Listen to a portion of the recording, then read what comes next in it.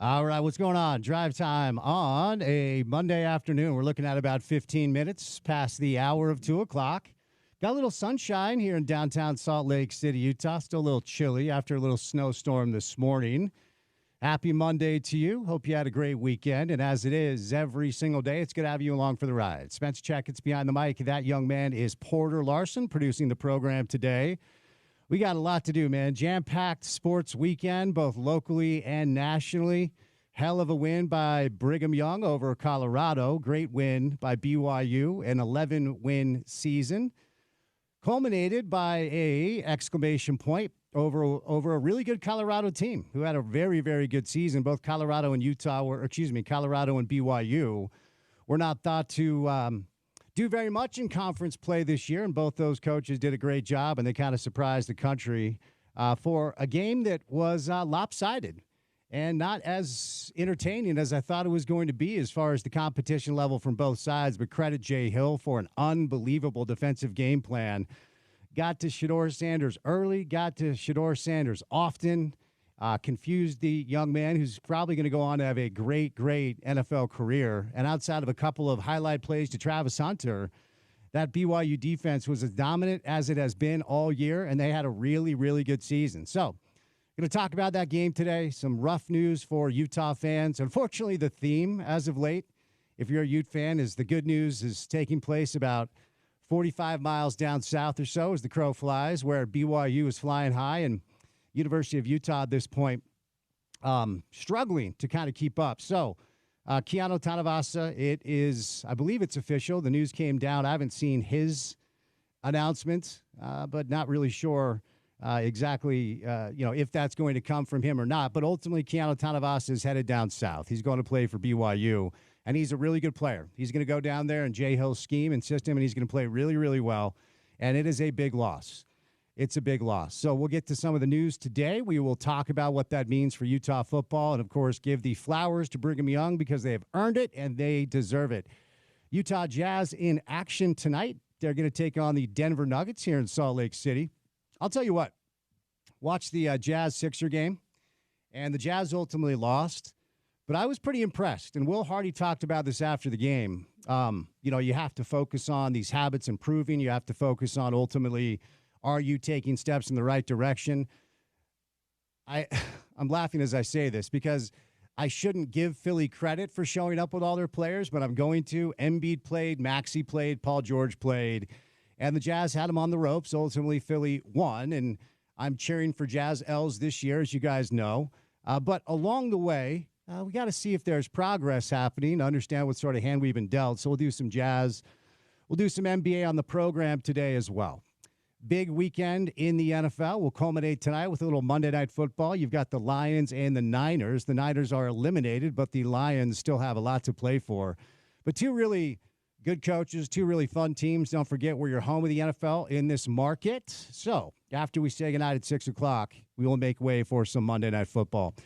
A lot to do on the program today. Josh Furlong covers the University of Utah for KSL. He's going to join us right out of the gates today. Going to move over to Tom Haberstroh for your NBA Daily Assist. Our buddy Spencer Linton from BYU TV to talk about the BYU season that's now in the rear view mirror. Austin Gale for some NFL. And then we'll move over to 2 Pelotons and 2 Emmys. His name is Dave Fox. I'll be on TV with Dave on Thursday night. So a lot to get to. Josh Furlong, Tom Haberstroh, Spencer Linton, Austin Gale, Dave Fox, me, Spence Checketts, and back from what looked like a grand adventure from his IG stories, the full-time producer of this show. Shout out to Olivia for filling in. Porter Larson, is that you in there in the producer's room? You got a glare? Can you not see me? Good to see you, buddy. How you doing? Good to see you. Yeah, I'm back. Always an adventure when I'm off, though. I think the structure of the show keeps me on the straight and narrow.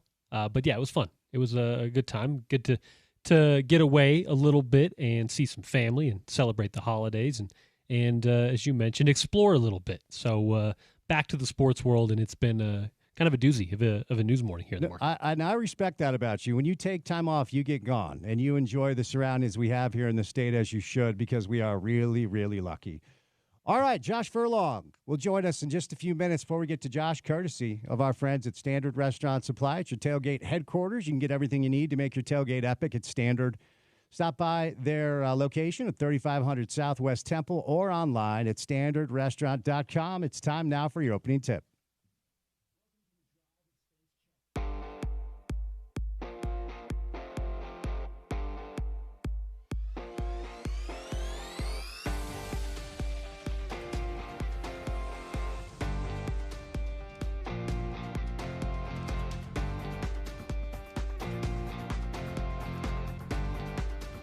Shout out to Kalani Sitake, shout out to Aaron Roderick, shout out to Jay Hill, and shout out to Brigham Young for an unbelievable season when nobody saw it coming.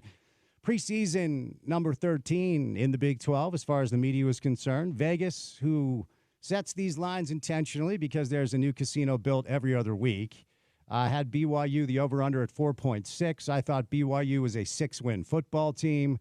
And they are an 11-win football team. They went 7-2 in conference. They beat their 8th conference opponent by taking care of Colorado in just dominant fashion. It was over pretty quick, man. And you could tell that Shedeur Sanders was rattled. You could tell that this was a situation that, Jay Hill had this incredible game plan by mixing it up, hiding packages, bringing exotic blitzes. They got to Shedeur early. They were able to pick him off twice. BYU has more interceptions than any team in college football. And they overcame an average game from their quarterback. They were physical offensively. They could really run the football. And they were dominant in all three phases. That's what BYU has done all year long. A very sneaky onside kick, 2 field goals of more than 50 yards. And Parker Kingston with his second punt return of the season. There was nothing Colorado did better than Brigham Young, and Deion Sanders addressed it afterwards. So I want to give a big shout out and a ton of credit to that coaching staff and, of course, these players who really stepped up and really took a lot of people by surprise. And the in-house internal improvement, yes, there were a few transfer portals, namely those linebackers. Ironically enough, preseason, Utah had the best PFF linebacker grade in the Big 12, but at the end, that belonged to Brigham Young. And defensively, they were just dominant. That Isaiah Glasker kid is fun to watch, man. An unbelievable interception. The Deion Sanders primetime celebration right on Colorado's sideline. And there are a ton of snapshot moments, a ton of big early first down throws by Jake. I mean, he didn't have a great game, but ultimately did enough in the run game. He was good with the option, making the defensive end commit, and then getting LJ in space. And ultimately just a dominant team win for BYU. So congratulations to them. Porter, let me bring you on the show real quick and ask you a question. How many Colorado games would you say you watched this year? Good question. I would say I probably watched at least 6 or 7. I try to watch a lot of the Big 12 games. So I was going down the list. I watched Nebraska, Colorado State. I watched Baylor. I watched K-State. I definitely watched Texas Tech, Utah, obviously, the Kansas game. I probably saw 7 games like you. Quick question. During the broadcasts of the Colorado games you watched, which team did the broadcasters seem to talk about more?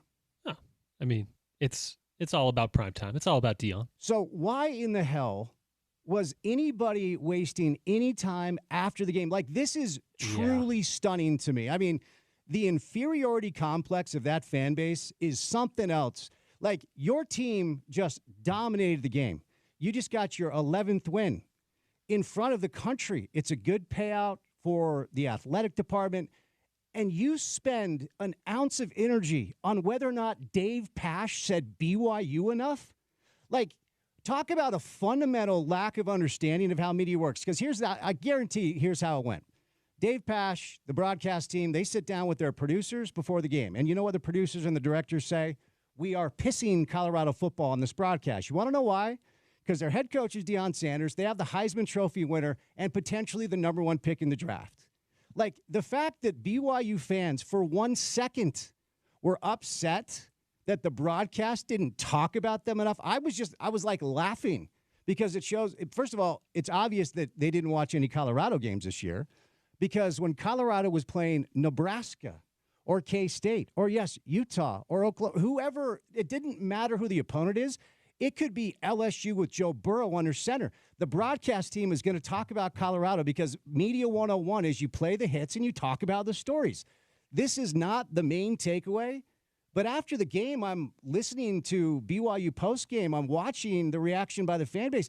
And all they were talking about is that the broadcasters didn't talk about them enough. It blew me away. Yeah, I mean, I saw a bunch of the reaction. And while, listen, like I don't necessarily disagree with a lot of the overarching points about how football is covered.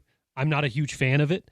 But at the end of the day, in addition to all of those points that you just made, there's also like 60 million plus people that are tuning in specifically to watch Colorado. Now, they're tuning in to watch Colorado get their tail whipped, and kudos to BYU for doing it. But yeah, it's par for the course. It's how the game is covered right now. And of course, you're hearing this from an ESPN affiliate and you're rolling your eyes, but it's something you shouldn't be surprised about when Dion, Travis Hunter, Shedeur Sanders, that's been the story of college football, one of the stories of college football all year long. Of course, it was going to be during their bowl game as well. Although, listen, I'm with you. I think BYU should and is deserving of getting their flowers, if you will, on the broadcast as well. Yeah, for sure. I mean, doing this job for 19 years full time now, I've learned to compartmentalize the football program, the athletic department as a whole, who's run by really good people. Right. I know Tom well, Brian Santiago, who helps Tom out, and the fan base. But it's nights like that where I'm honestly like, these fans don't deserve this team. Like, truly. It's just, it was such a ridiculous way to react on what should have been only a celebratory evening for you after watching your team prove everybody wrong. I mean, it was a remarkable season. Probably one of the top 5 in BYU history. Yeah, up there. It's up there in that list. I mean, you go back into the depth of BYU's history, and it's top 5. It's up there though, and yeah, that's not something you want to be focusing on after the game.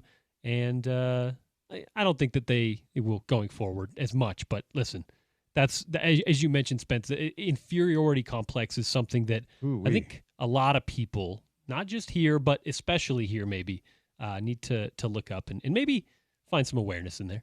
For sure. All right, we are going to catch up with Josh Furlong coming up on the other side, but we have a quick little phone call to make, right? Some on-air producing, not a big deal. But Josh Furlong will stop by. He covers Utah football for KSL. And if you missed the breaking news earlier, Keanu Tanavasa is heading to Provo. Keanu's leaving the Utah program. He's headed to BYU. I was told this morning by somebody who would know that the Ute coaches were informed of this about 10 days ago, a week or 10 days ago. So this is not a surprise to Utah football coaches, certainly catching the fan base kind of off guard a little bit. Let's all be careful about what we're tweeting about young men who decide to make a little bit of money and go play their college football elsewhere. Okay, so let's not represent Ute fans in a bad light when you find out some rough news that a young person has decided to change jobs, because unfortunately that's what it is. So best of luck to Keanu Tanavasa. This is a rough loss for Utah. He's a really good player. He's going to play really well down there in Jay's system. All right, Lifestyle Men's Health. Give them a call at 385-458-9203. On this Monday afternoon, my dear friend Angela Peterson joins us. Angela, happy Monday. How are you? Happy Monday. Is it Monday? I don't really know. I know, right? This time of year, they all run together, but officially it is Monday. And, it's a good time to have you on because the new year is just a couple of days away. So people are going to be setting resolutions. And a lot of people set resolutions to lose weight and get in shape. And I can tell you for about a year and a half now, you've helped me do just that. And as far as my ability to lose weight, I feel better. I look better. I told you I went back east home for Thanksgiving and saw some high school friends, and I simply am just aging better than they are, not to sound arrogant, but it's because of what you've been able to help me do with testosterone replacement therapy and vitality peptides during this season when people are setting resolutions. How can you help them get in shape? Well, Spence, it's Thrive in 25, and everybody needs to get on the bandwagon because you can feel better. And if you're going to make resolutions for health and fitness, hormone optimization is one of those things you need to look into, especially if you're a man in your 40s or even younger than that, and you're not feeling like you're 100% on top of your game. Let's get those hormones evaluated and get you going on a path to thriving in 25. And also, you have a treatment for erectile dysfunction that has not been present in the marketplace, and it actually is effective. Breaking news. Let's hear about that. Yes, we do stem cell therapy to treat erectile dysfunction. And erectile dysfunction affects about 50% of men over age 40. So if you're feeling like things are not like they used to be, we can help you, and it can get better because intimacy is a very important part of relationships. And when you don't have that with your partner, things start to fall apart all across the board. So let's get you guys fixed up and get you going. And what's that special offer, Angela, you have for listeners who call you today? We are offering testosterone replacement therapy with the ED treatment for 6 months. If you sign up and proceed with the stem cell treatment for ED, we will include 6 months of testosterone replacement therapy, either injections or pellets. Massive savings, Thrive in 25. So if you've heard my hits with Angela over the past year and you've waited, today's the day. Let's get the year off started out the right way. Pick up the phone, dial 385-458-9203. That's 385-458-9203. 385-458-9203. Or online at lifestylemensclinic.com. Angela, thank you. Thanks so much, Spence. Josh Furlong is our guest coming up next, right here on ESPN 700.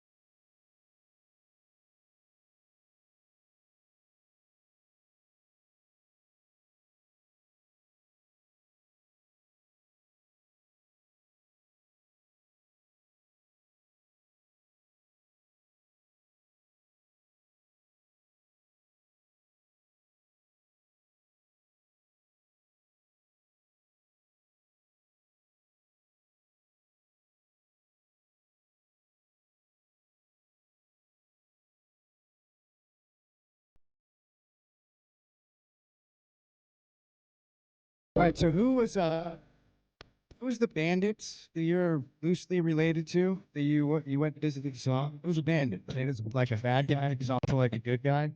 A lot of them, but Butch Cassidy. Butch Cassidy. What about the Sundance Kid? Uh, Technically, they are actually related through marriage. There's a whole Okay. big tree there, but All right.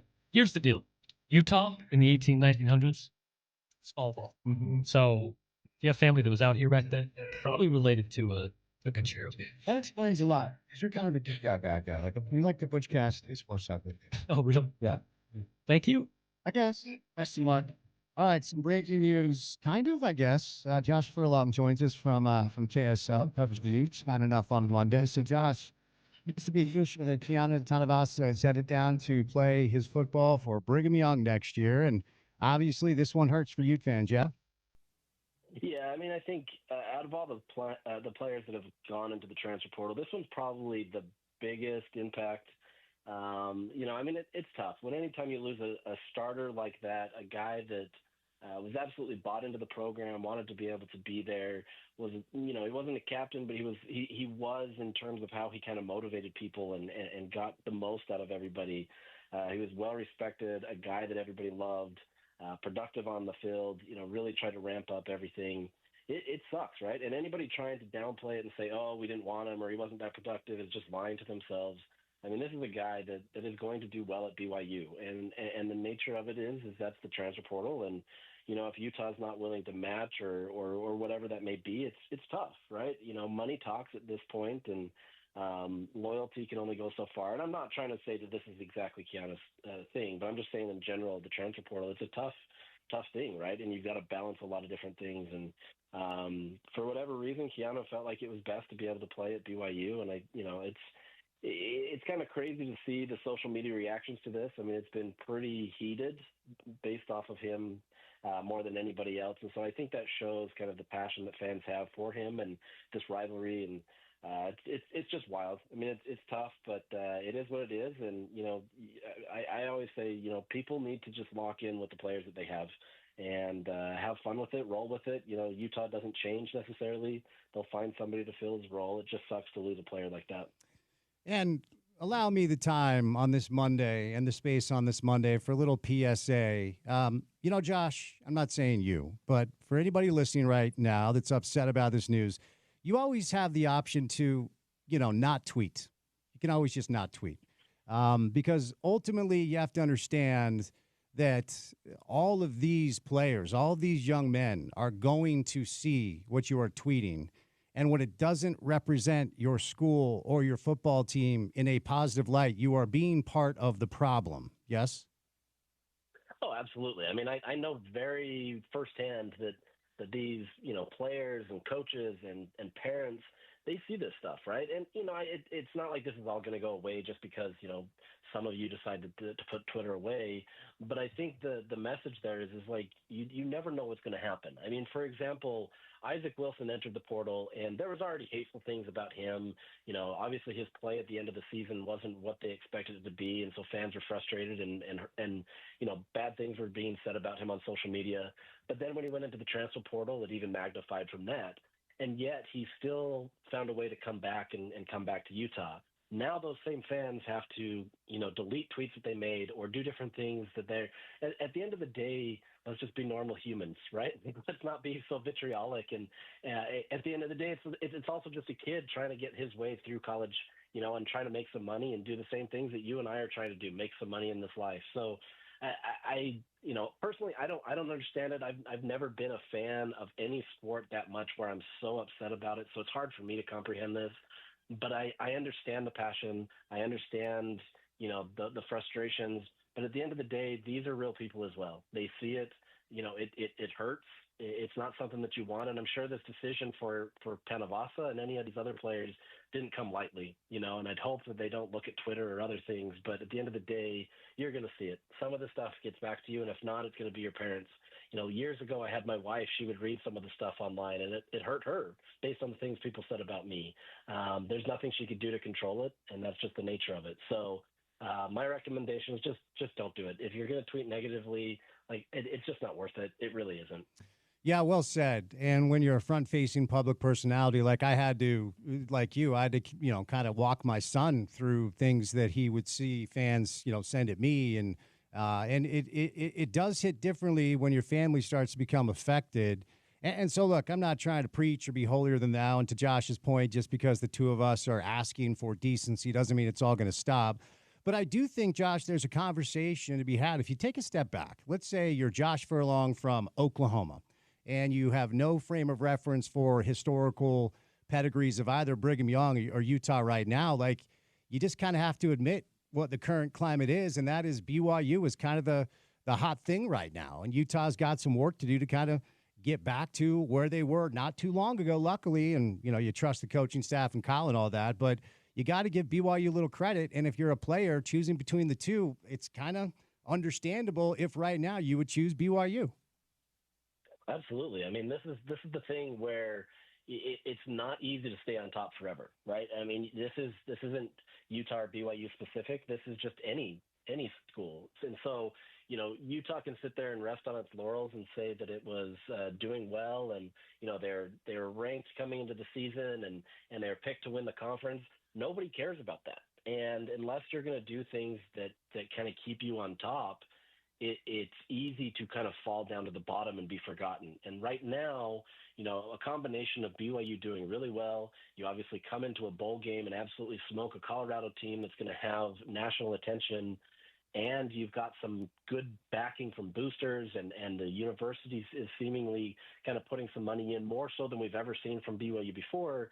It's real easy to be a fan of BYU right now because they're putting in that investment. That's not to say that Utah isn't putting in an investment, but it's easier to not see that because Utah generally isn't one to kind of be a little flashy. They're trying to do it kind of subtly. Maybe they're lowballing people. I don't really know. But at the same time, I think you've got to be able to maintain at the current climate. And if you're not, people are going to forget about you. So, yeah, using your reference, if I'm from Oklahoma, right now I think BYU is probably the best program in the state of Utah, simply based on just perception. Obviously, Utah fans believe that they can be there. I truly believe with the roster that they had in the 2024 season, they could be far better than what they were. I really think that they could have competed for a playoff, or be in the playoffs and compete for a national championship. Were they a national championship team? No. But I think that's the nature of it. Things can go wrong, and if you're not willing to continue to do that, to kind of help that, it makes it a real challenge to stay on top. Now, I do think Utah has done a good job in this portal season to completely reset what they needed to, right? They needed to completely overhaul that offense. They needed to move forward and get players that could be more well-rounded instead of just buying into what Cam Rising was selling. Not that this is Cam Rising's fault, but I think when you recruit to just Cam Rising and got the players to come in just for him, that made it tough for Utah when he went down and suddenly things, turned bad. So I think Utah has done that. It's just right now they're having to sit on a 5-7 season, whereas BYU has to sit on an 11-2 season. So it's a tough time for Utah fans, but at the same time, that's the nature of college sports, and that's why you continue to come back each year. Well said. All right. I wanted to move over to a dynamic, I was discussing with Sean during our crosstalk segment, because one of the things that struck me after watching BYU beat Colorado and then watching, like the post-game coverage from the actual game on ABC and then flipping over to BYU TV to see kind of how they were analyzing everything, was the clear leadership of the players. Because when Kalani, was asked after the game, like, what did you say to your team pregame? Kalani himself said, look, I didn't need to say much because the seniors took over. And then you listen to a Connor Pay, who's had a hell of a career. He will leave BYU having been on 2 of the 13 teams that won 11 games. And you listen to Tyler Batty, who obviously came back for something special like this and is high speed ahead to pro football. And you just can't help but be impressed at the way the players and the upperclassmen were able to kind of be an extension of their coach to help their peers understand exactly what BYU football is about. And sometimes I roll my eyes when I hear culture, because it seems like culture is talked about after you win, not before. And look, I know that they go hand in hand. I'm not saying they don't. But do you feel confident that next year Utah football will have those types of leaders in their locker room to be an extension of the coaching staff? Because it does hit different when it comes from your peer as opposed to just your coach. Yeah, that's a good question, because I think, the years that Utah's been successful, let's say 2019 and then their 2 championship years in the Pac-12, they had those leaders, right? You had a Devin Lloyd who was he was quiet, but he was in the locker room and he was the true leader. For the most part, you had Cam Rising those next 2 years in being able to lead them to the championship that was the true leader. You had a lot of those types of leaders in there. Now, looking at this team, I'm not saying that there aren't leaders, because there definitely are, but I think they're new. Defensively, you've got a lot of the guys returning. Even then, though, it's still not the same. And so I think the thing that's going to be beneficial for Utah is this spring. If they can come together as a team, if they can come together as a unifying purpose and say, we were disrespected in 5 and 7 season. Yeah, a lot of that was on their own stuff, but they're being disrespected in however they feel. That can be a rallying cry. You look at what that did for BYU. You look what that did for Arizona State and some of these other teams that have been down. You can even look at that for Colorado. They had all this pomp and circumstance around them, and yet still people disrespected them and didn't think they could work. That is a huge rallying cry for teams where they can use that as a motivating factor. Obviously, they need to be able to have that consistently throughout the season, and I think with this transfer portal, in some respects, it's kind of like a weeding out process where you get rid of some of those negative people. You get rid of some of those people that they're talented and they want to be on the team, but they're not really locked into Utah football. That's where this spring, to me, is the most important. We're going to see some stuff on the field. You're going to see, Devin Dampier throw some things, and we're all going to praise him as the next Heisman winner or whatever that may be. But the reality is it's got to come into those locker room moments where these players lock in and believe in what they've got. If they can do that, then Utah absolutely has a chance to be back there, because they have done it. They have had that culture, and I think that's where the culture comes in. It's not a year-to-year basis necessarily. I think it is an extending thing where when the players buy in and when everything comes together, now you can rest on that and say, look, we've done this before. We have 2019 to point to, 21 and 22. You can point to all these things, 23, all those types of things where you can point to and say, see, we can do it if we follow this script, but we have to stay in on each other and not fight each other. So, I truly believe in that. I think that is a huge aspect of college sports or in sports in general, and I'm really fascinated to see it. But I don't know, maybe like the Fanos, Logan Fano and Spencer Fano can be your leaders. Maybe a Smith Snowden or a Lander Barton, those can be some of those guys. But I still think there's some questions there as to who those leaders can be, and I'm excited to see who steps up.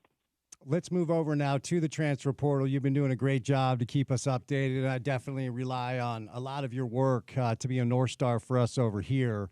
So it's not that the team is set for good, but the transfer portal did come to a close, at least this one on Saturday. There's another spring transfer portal. And look, even though there are loose guidelines in place, it seems like you can find a way to traverse your way around most of them, because there's no governing body that has the ability to hand down penalties. So I'm sure that Kyle and Coach Witt and Morgan and Jason and everybody will have the opportunity to add to the roster prior to come fall. So by no means is this the team, period, but it's the team for now. So from a macro standpoint, how would you characterize the way Utah performed in the transfer portal? Who do you think the best additions are, and who do you think the subtractions are that kind of hurt the worst? Yeah, Utah's definitely not done, and they're going to be hosting some visitors here soon. So we'll probably hear some more names, or at least Utah's pursuing some. So, I wouldn't be surprised to hear some more. But additions, obviously you have to look at the two top skills players, and that's Devin Dampier and Wayshawn Parker. You get Dampier as, this true dual threat quarterback who comes in and is able to run this RPO system that Jason Beck is presumably going to run. Obviously has a connection with Beck at New Mexico, and so you've got a lot of consistency there. And now you bring in a 4-star running back who succeeded at Washington State, is a young kid that is obviously going to grow, has a connection with Mark Atuaya because they were together at Washington State. Those two, in my opinions, are the biggest still of this transfer cycle. Everybody else is kind of it's great. It adds to it. And I think Utah has really done a good job, especially on the offensive side of the ball, of retooling. In the quarterback room, you brought in 2 quarterbacks. Then you also have 2 freshman quarterbacks coming in. You get Isaac Wilson to stay. That solidified the quarterback room. Running back room, you completely overhauled the entire thing. All of your running backs left. You've got Wayshawn Parker, you've got Devin Green, Aquari Rogers, and now you're bringing in 2 other freshman running backs in as well.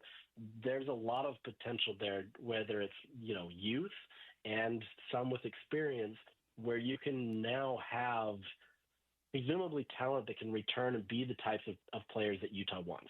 They've always wanted to establish a run-first mentality, and now you've got Devin Dampier who can do it at the quarterback position. You've got Wayshawn Parker and all of his other counterparts at the running back room. You've got wide receivers that could be in that mix. There's a lot of talent now in that room that allows Utah to be able to be much more dynamic on paper on the offensive side of the ball. Now, granted, we talked about this last year, as Utah being great on the offensive side of the ball, and then it didn't pan out. So there has to be meeting that expectation and being able to perform, but you have to like with what Utah has done. They've added, they've been strategic, they've done everything that they needed to be able to get to where they needed to. So there will be more pieces, I'm assuming, in the wide receiver room. They need to add more depth there. You probably need to get some more on the defensive line and maybe at the corner positions.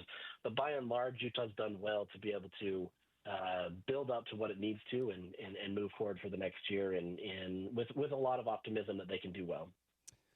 All right, Josh, before I set you loose, another one of the takeaways after watching BYU beat Colorado on Saturday, and I do think this is real because regardless of the bowl game that you play in, whether it's a CFP Bowl, whether it's the Sugar Bowl, the Orange Bowl, or the Trans-Perfect Music City Bowl, you do get additional weeks of practice. You do get an additional opportunity to go compete. And, BYU returns a grip of players next year. The majority of their offense, they're going to replace some offensive linemen, but they've got a transfer coming in from Michigan, a transfer coming in from SUU on the O-line that apparently is pretty good. And, look, we'll have to see. This is kind of ancillary and intangible as opposed to real and concrete. But how would you characterize potentially what Utah missed out on by simply not qualifying for a bowl to get those additional days together, time together, practices together, and ultimately one more chance to compete? Yeah, normally I'd say you missed out on an opportunity to get some of these younger players kind of involved in the system, getting more looks and everything. But in this year, probably in a different way than years past, I feel like missing a bowl was a great thing for Utah based on the situations that they had. Obviously, you don't want to miss a bowl. Just the trajectory alone, that's not a great optics and everything. But I think with how, I don't even say fractured is the right word, but I'm just going to use that, how fractured that team was late in terms of not being able to produce on the offensive side of the ball, they really needed a full opportunity to just kind of part ways. And so this gave Kyle Whittingham, Morgan Scalley, et al. The opportunity to be able to just hunker down and just focus on what they needed to. In years past, Utah's trying to go through the transfer portal while they're focusing on a bowl. And the bowl is obviously going to be the most priority, but now it's got to take a lot of priority to be able to rebuild a roster. And this year, more than ever, I feel like that was the most important thing. So, yes, a bowl game, excuse me, is important, and I think that's obviously the ultimate goal. Kyle Whittingham, if you asked him, would say, I want to be in a bowl game more than I want to be sitting in a room talking about transfers.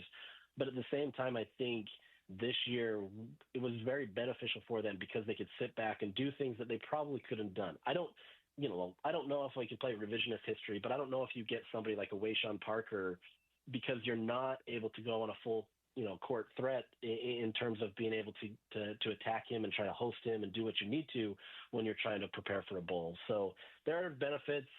Most years I would say playing for the bowl game is what you need, but maybe in this era of the transfer portal, this becomes kind of the true equalizer in terms of how teams are able to get to that parity level of being able to help because they've got more time to focus on that. So really curious to see how this turns out. But I think this year more than ever, being able to not be in a bowl absolutely was more beneficial for Utah than had they made a bowl. Oh, that's good perspective, Josh. Appreciate it, man. Thanks for the time. Happy New Year. Have a good one. Be safe, and we'll chat soon, okay? Sounds good. Thanks, man. All right, Josh Furlong covers the Utes for KSL. You can get him on Twitter and all of his work at JFurKSL. And PSA, you can always not tweet. Just remember that on a day like today. All right, let's welcome in my friend Angela Peterson from Lifestyle Men's Health on a Monday. Angela, happy Monday. How are you? Happy Monday, Spence. How are you?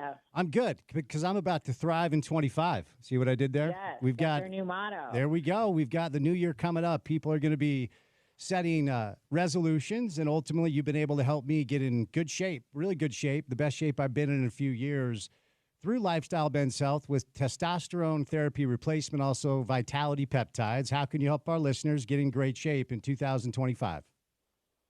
Well, it's pretty easy. Yes, we're going to thrive in 25. One of our specialties is hormone replacement therapy. And for men, it's a huge, important thing you need to do. If you have not been evaluated for testosterone, even if you're over 40, it's still, you can have low testosterone younger than 40. We can help you out. And it's a super simple replacement. You're going to feel amazing. You're going to have better vitality. You're going to have a better sex life. You're going to have better energy, a better drive. You're going to get rid of that brain fog when you just feel like you're trudging through the day and can't make it and you want coffee and sugar and all those things that pep you up. With testosterone, you really don't need that. So it's very important. Men typically these days have a very low testosterone level. So come see us and we'll get you on the road to feeling much better. You also have a treatment for gentlemen who might be suffering from erectile dysfunction. It's a treatment that has not been on our market until you brought it here at Lifestyle Men's Health. What should we know? Why is it so effective? Well, the treatments that were offered before, unfortunately, just were not that effective. And we feel bad because a lot of our clients and a lot of your listeners, went with a treatment that they were promised was going to work and it really didn't. But what we do is totally different. We are using stem cells, and that helps to regenerate the erectile tissue to give you better blood flow so you can have a better sex life and better intimacy in your relationship. And before I set you loose, you have a special offer for our listeners who give you a call today. Let's hear what that is. Yes, we're still offering our signature ED treatment at 50% off. And then we are also including 6 months of free testosterone replacement therapy. If you proceed with our ED treatment, we will include 6 months of TRT at no cost. And you can choose to do injections or pellets, and we'll help you with that. It's a great deal. So if you've been listening to my hits with Angela all year long and you've been waiting to make that call, well, thrive in 25 by calling today at 385-458-9203. That's 385-458-9203. 385-458-9203 or online at lifestylemensclinic.com. Angela, thank you. Thank you so much, Spence. All right, 1 hour down, 3 hours to go. Little NBA with Tom Haber show. Then we're back to football for the rest of the show on a Monday. Keep it here on ESPN 700.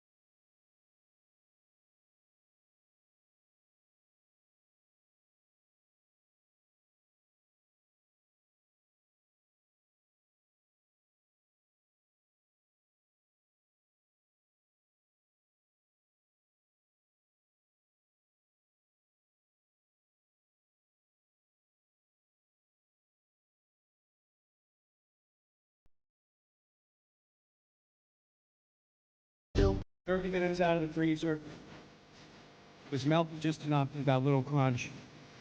I was able to get it to 103. That's to say, for a Monday afternoon, I'm proud of my Uncrustable. Dialed in. Dialed in, too.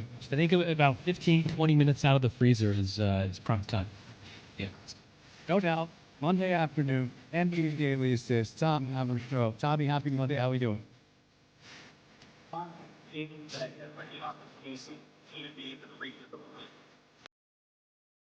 I like that. I'm trying to think if there are any exceptions. And off the top, like Snickers, definitely. Reese's peanut butter cups. Come on. I mean, you might be right. I've never thought about that, but I'll have to think maybe there's one exception out there. I mean, everything, like, you don't want it to be so soggy that once it hits your hands, or like, I know they had this tagline with M&M's, melt in your mouth, not in your hands. But, like, have you had an M&M that didn't melt in your hands when you held it? I do this thing where I'm rolling the dice. If I have a handful of M&Ms or what have you, I'm like rolling the dice in my palm because I don't want it to get all over my hands. And I do this with mint M&Ms this time of year. I love mint M&Ms. They're my favorite M&Ms seasonally. I actually put peanut butter M&Ms slightly above them on the M&M power rankings. Then I go mint M&M and then peanut M&M. Peanut butter is number one. But when I do this with Reese's peanut butter cups, I put it in the freezer. I don't have this problem, and it's a little chewier. It's a little more delicious. You taste the flavors a little bit more. Same thing with the Snickers. I just think frozen. It's not that it's frozen when you eat it. It's just by the time it thaws a little bit, it's a little more satisfying, and you can savor the flavor a little bit longer. So I'm with you on the Uncrustables.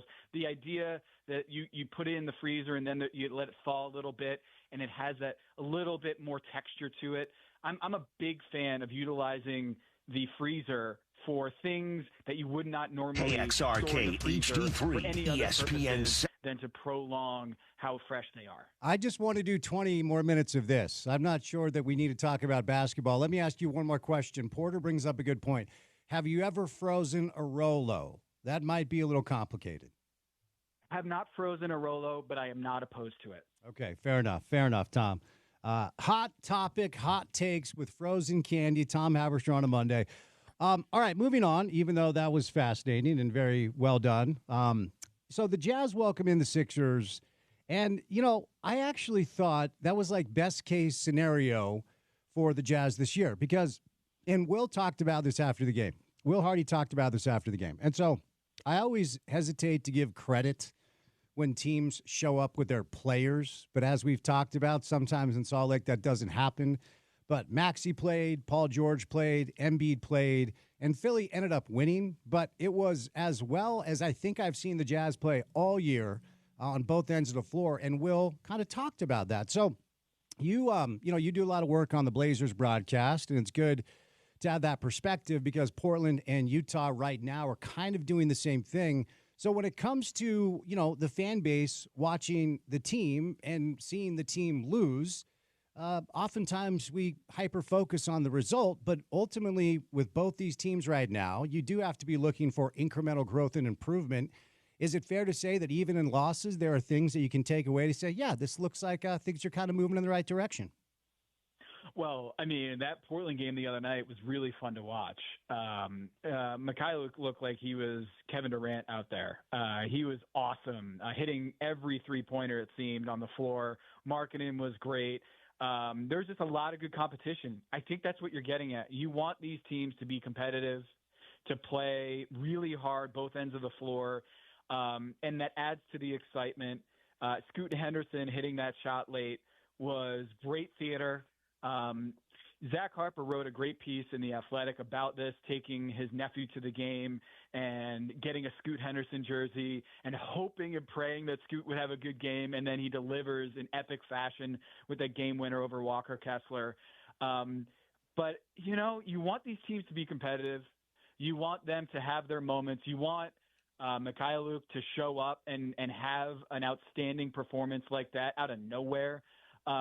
You want these little bursts, but you also, you mentioned that this was a great loss or a great performance or a great effort against the Philadelphia 76ers. And remember, this is the same team, the Utah Jazz, that beat the Blazers by 40 points earlier this season. And the inconsistency of just like what you're going to get from night to night is on some levels tough, but on the other, it's kind of exhilarating. You never know what you're going to get with the Utah Jazz on a given night, in the same way that when I tune in covering every Blazers broadcast, I'm not sure which Scoot I'm going to get or which DeAndre Ayton I'm going to get or Shaedon Sharp I'm going to get. And there's just like 8 players on both rosters that on any given night they could go off. Like Colin Sexton could go off for 40 points when anyone blink an eye. It just, you want them to be competitive. And with the Philadelphia 76ers, they're playing the Blazers tonight, getting ready for that broadcast tonight. And you just hope that these rebuilds aren't as long as that team's, right? So the Utah Jazz are, I guess, 1 and change. How many years would you say this rebuild is for the Utah Jazz so far? Where are we in the rebuild? 2.5 years. I mean, they traded Mitchell and Gobert, 2.5 years ago, but they did bring back a decent team that started 10-3. But at least 2 years, if not a tiny bit more. So here's a stat that I came up with, and it's relevant to these 76ers that we were just talking about. The Blazers are right now 114 games into their rebuild. So about a season and a half. This will be their 114th game of the rebuild since the Scoot era has begun. The 76ers didn't get Joel Embiid's debut until 247 games into the rebuild. 247 days. Or games into the rebuild. That is wild. It's 3 full seasons before they even saw Embiid play once. Okay, the process took 5 full seasons before they made the playoffs. So it was the Michael Carter-Williams year, then after that the Nerlens Noel year, then after that the Jahlil Okafor year, then it was Joel Embiid, and then it was Ben Simmons. And by year 5, they made the playoffs under Brett Brown. Okay, so the Jazz and the Blazers are in year 2, maybe 3 of this rebuild. That for the best case scenario, I guess you might say, the 76ers getting Joel Embiid an MVP and making the playoffs every year.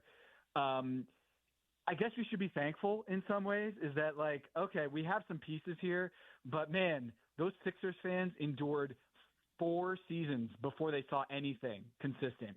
And I think the tough thing for fans right now is not knowing who their Joel Embiid is going to be.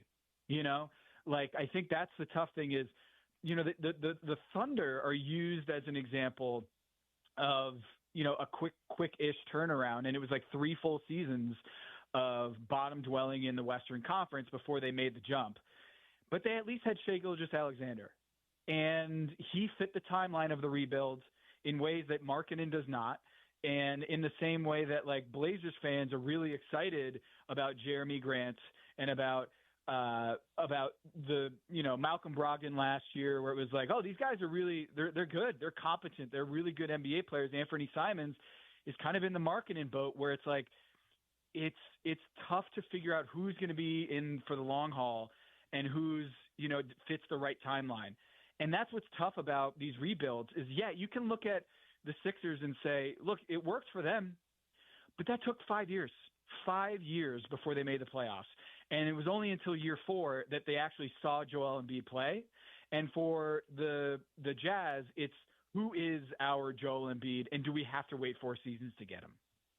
Yeah, that's some really good perspective. I was actually jotting down notes, as I often do when you join, for a little bit of context. I wonder, since recently you saw the Jazz up close against Portland, and I know you've seen the Jazz before this year. They're not must-see television. For the old shout-out Zach Lowe, hopefully he starts writing again, but the league pass rankings, the Jazz would be low, as we know. But one of the things that really stands out from a Will Hardy coached team to me is, and look, I know there's criticism among fans who watch pro basketball that feel like every team plays the same, but they really do space the floor well. Will really emphasizes a couple of different things. Number 1, spacing. Number 2, ball movement. They do not have a Shea.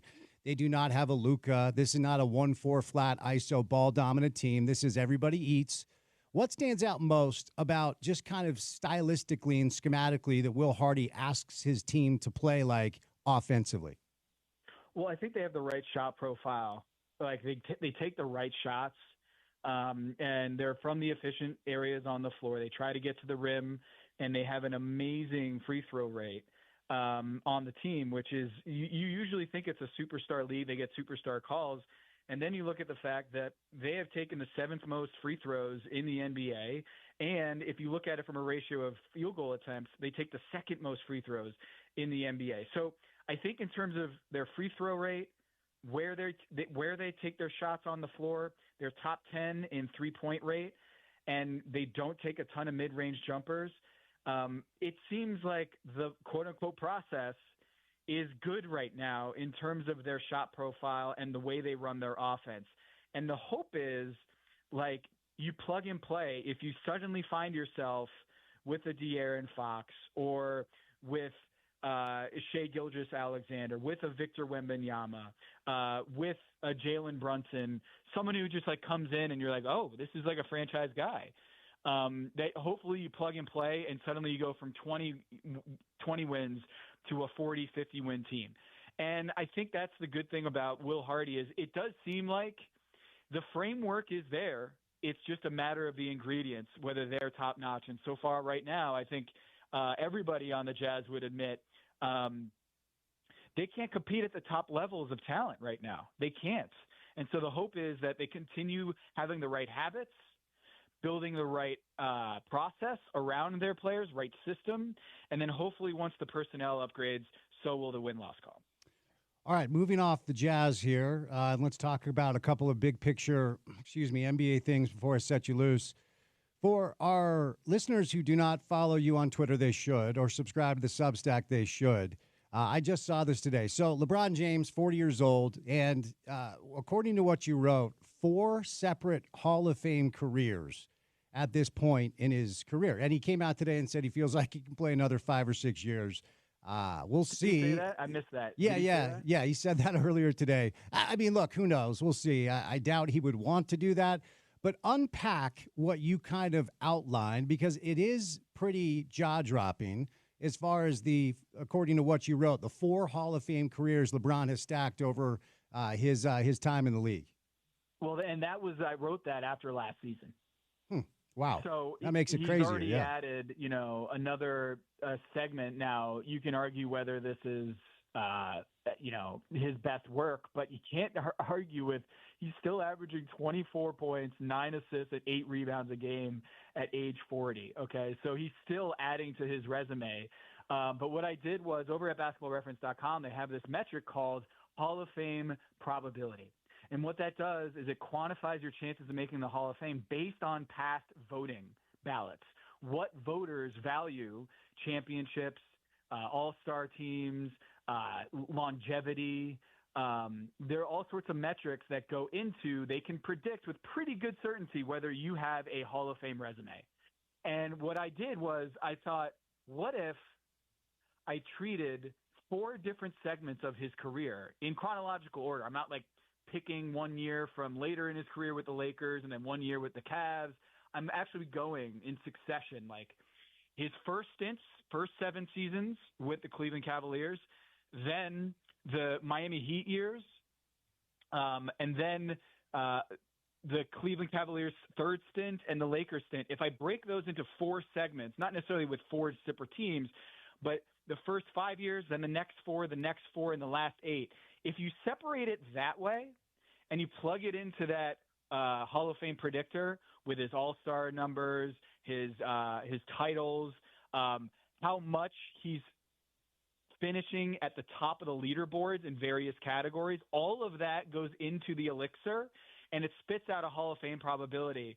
And when I broke it down into that 5 years, 4 years, 4 years, 8 years segments, he had a Hall of Fame probability north of 2/3 in each of those segments, which tells me that on its own, his first 5 years in the league, when he had 4 All-Stars and finishing at the top of all the leaderboards in his first 5 years with the Cavs, and he went to the NBA Finals in 2007 as a 23-year-old, that would equal a Hall of Fame career.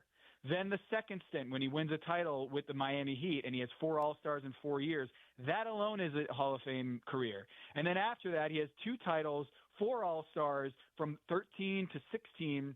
That's another Hall of Fame career. And with the Lakers, his last 8 years with the Lakers, forget this year, he has another All-Star career with a 96% Hall of Fame probability based on All-Stars, the statistical leaderboards and titles. Those things matter to voters. And by those thresholds, he has 4 separate Hall of Fame careers. And I think there is a chance, Spence, that when we do this in a couple of years, there is a chance that he has built 5 Hall of Fame careers in his time in the NBA, which is absurd.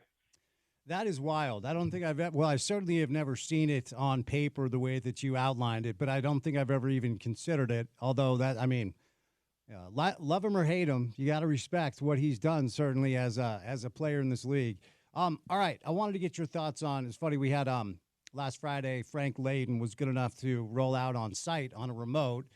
Shout out to Frank. He's turning 93 this week, so shout out to Frank. And it was the very day that the Kings fired Mike Brown, and Richard Smith was with us, and so we were able to get Frank's take on kind of that dynamic where, and as a coach, you are hired to be fired. There are very few exceptions. It is wild. If you just look up the Coach of the Year winners over the past decade, it's wild to see how many of them have lost their jobs pretty recently. Coach of the Year 2 years ago, extended like 3-4 months ago, and then fired at this point of the season. Is that a tough, certainly it's a tough thing if you're Mike, but were you surprised at the decision? And why do you think Vivek Ranadive in Sacramento ultimately landed on it? I think they're probably worried about De'Aaron Fox. I think that's what it comes down to. Is there's the face of the franchise, the star player, did not sign his extension over the summer. And it's easier to fire the coach than it is to trade De'Aaron Fox publicly. Like, saving face with the media and with your fans, it's a lot easier to fire Mike Brown than it is to do something very drastic with De'Aaron Fox. And so if De'Aaron Fox, who is repped by Rich Paul, who also reps Draymond Green, and Draymond Green had De'Aaron Fox on his podcast a couple months ago, and De'Aaron Fox laid out the reason why he did not sign the extension on the Draymond Green podcast and basically said, I don't know if we're competing at the highest levels. And what that is him saying to the front office and ownership, like, y'all need to get better. I need better teammates. I need this to be run in a way that makes me want to sign here long term. And he was building leverage to basically put that test and the onus on the front office and the ownership to surround him with better teammates or else. And it was also a message apparently for Mike Brown, which was like, hey, if y'all don't get along, and if this culture and the locker room is tuning you out or doesn't seem like they're responding, we got to make some changes. And you said it. Coach of the Year is a curse in this league because what you're doing with Coach of the Year is the media, which are voting on the awards, the media is apologizing to that coach by saying, my bad. I didn't think you guys were going to be any good this year. So to soothe those wounds, Mike Brown, we'll hand you the Coach of the Year award. We're sorry we ever doubted you and your team. But what that does with the ownership is that sets unfair expectations, higher expectations, fast track the development and the trajectory of the franchise, and it acts as an unfair new level of expectation. If I had sat here a few years ago and said, Mike Brown in 2.5 years on this job is going to have a 560 win percentage with the Sacramento Kings and make the playoffs and have 10 games over 500 in his second year and have a point differential that would say a team over 5 games over 500, you'd be like, dude, I'm signing up with that every time. They've only had 2 coaches in the last 40 years who have had a 500 win percentage to their name in that franchise. I think this was emotional. I think this was a De'Aaron Fox panic because this is a small market team. And when the star of the franchise is going public with why he doesn't think that it's worth linking up long term, that's when everybody is on eggshells. Everybody, including the ownership. And it's a lot easier to fire Mike Brown than it is to make a big boy decision when it comes to De'Aaron Fox. Even if it is the best decision for your franchise to move De'Aaron Fox if he's not willing to sign long term, that's a much harder decision to make than it is to say, hey, Mike Brown, we're letting you go and we're bringing Doug Christie in. Tom, my friend, great stuff as always.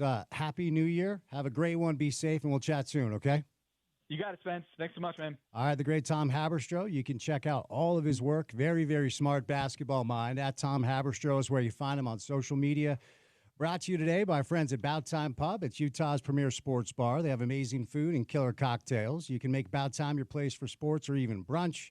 All food is made from scratch, and they've got new mocktails for those of you that don't partake in alcohol. They've got more TVs than tables. All Bout Time TVs have their own receiver, so we have all the games going live. They have free high-speed Wi-Fi, which makes it a great place to, quote, work from home. Winter's here. Keep Bout Time and Pub for any holiday parties that might be over. But, hey, tomorrow's New Year's. Go to a Bout Time Pub. Locations in Ogden, Layton, West Valley, West Jordan, Sandy, Tooele, Harriman, Bluffdale, Lehigh, and Vineyard. Utah Sports Bar celebrating their 15-year anniversary. In-house smoked wings made from scratch food. They've got brunch available on the weekends, including a build-your-own Bloody Mary bar. More information can be found at bouttimepub.com. All right, before we catch a break, we welcome in my friend Angela from Lifestyle Men's Health. Angela, happy Monday. How are you? Happy Monday. Is it a Monday? I can't really tell right now. I know. This time of year, nothing is real. It all runs together. But I tell you what's real. See what I did there? New Year's resolution. So we are helping people thrive in 25. A lot of people, when it comes to New Year's resolutions, want to get back in shape or get in better shape, lose a little weight. And sometimes that can be challenging, certainly as you get older. And so you like to call it biohacking, and you've been able to help me get in better shape over the past year with testosterone therapy and vitality peptides. Let's start there. How can you help our listeners thrive in 25? Yes, that is the motto. Don't make resolutions. Let's just change your lifestyle. And that's where we come into play. Let's get your testosterone evaluated. Let's get you on some peptides. Let's build your lean muscle mass. And let's get you ready to kick butt in 25, because it can happen. You don't have to go through life feeling like crap. You can feel better, especially for men, when your testosterone is low. It's a super easy fix, and we're here to help. And I can promise you it's like 10 times easier when you just have a little assistance. The testosterone therapy has been so big for me. You also have a treatment that is new to our market to treat erectile dysfunction, a situation a lot of men are dealing with that can cause chaos in relationships. Let's hear about that treatment. What do you want our listeners to know? Yes, absolutely. There, was not a great treatment available for a lot of people dealing with erectile dysfunction, which is unfortunate because it affects a large majority of men.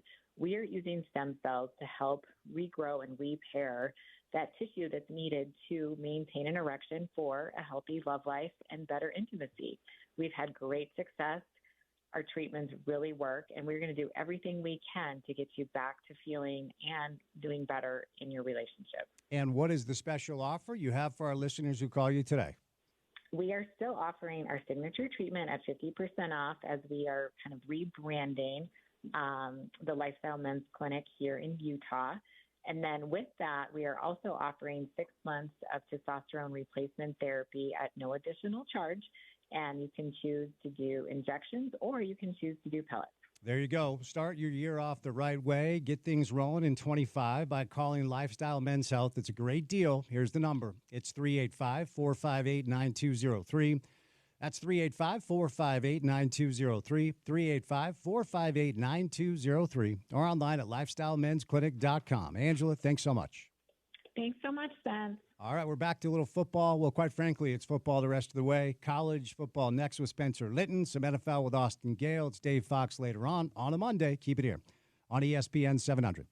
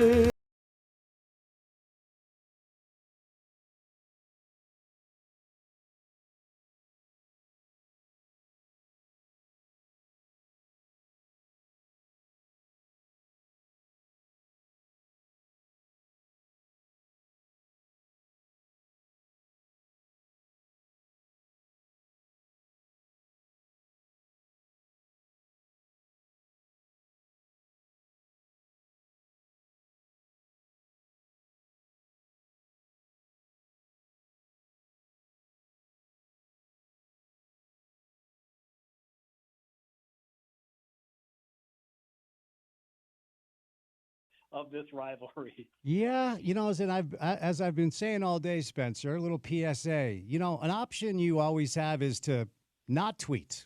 You could not tweet, right? Absolutely. You don't have to press send. No. In the words of Herm Edwards, don't press send. Yes, indeed. Yes, indeed. It's like, there's a good lesson out there. If you're frustrated or upset with somebody, write an email. It's healthy, but then don't send the email. Just get it out and then don't send it, Yes. Words of wisdom from you as we enter the new year, Spence. Indeed, indeed. So let's start with Saturday night before we get to the news today. And I was so impressed. I mean, Jake was fine.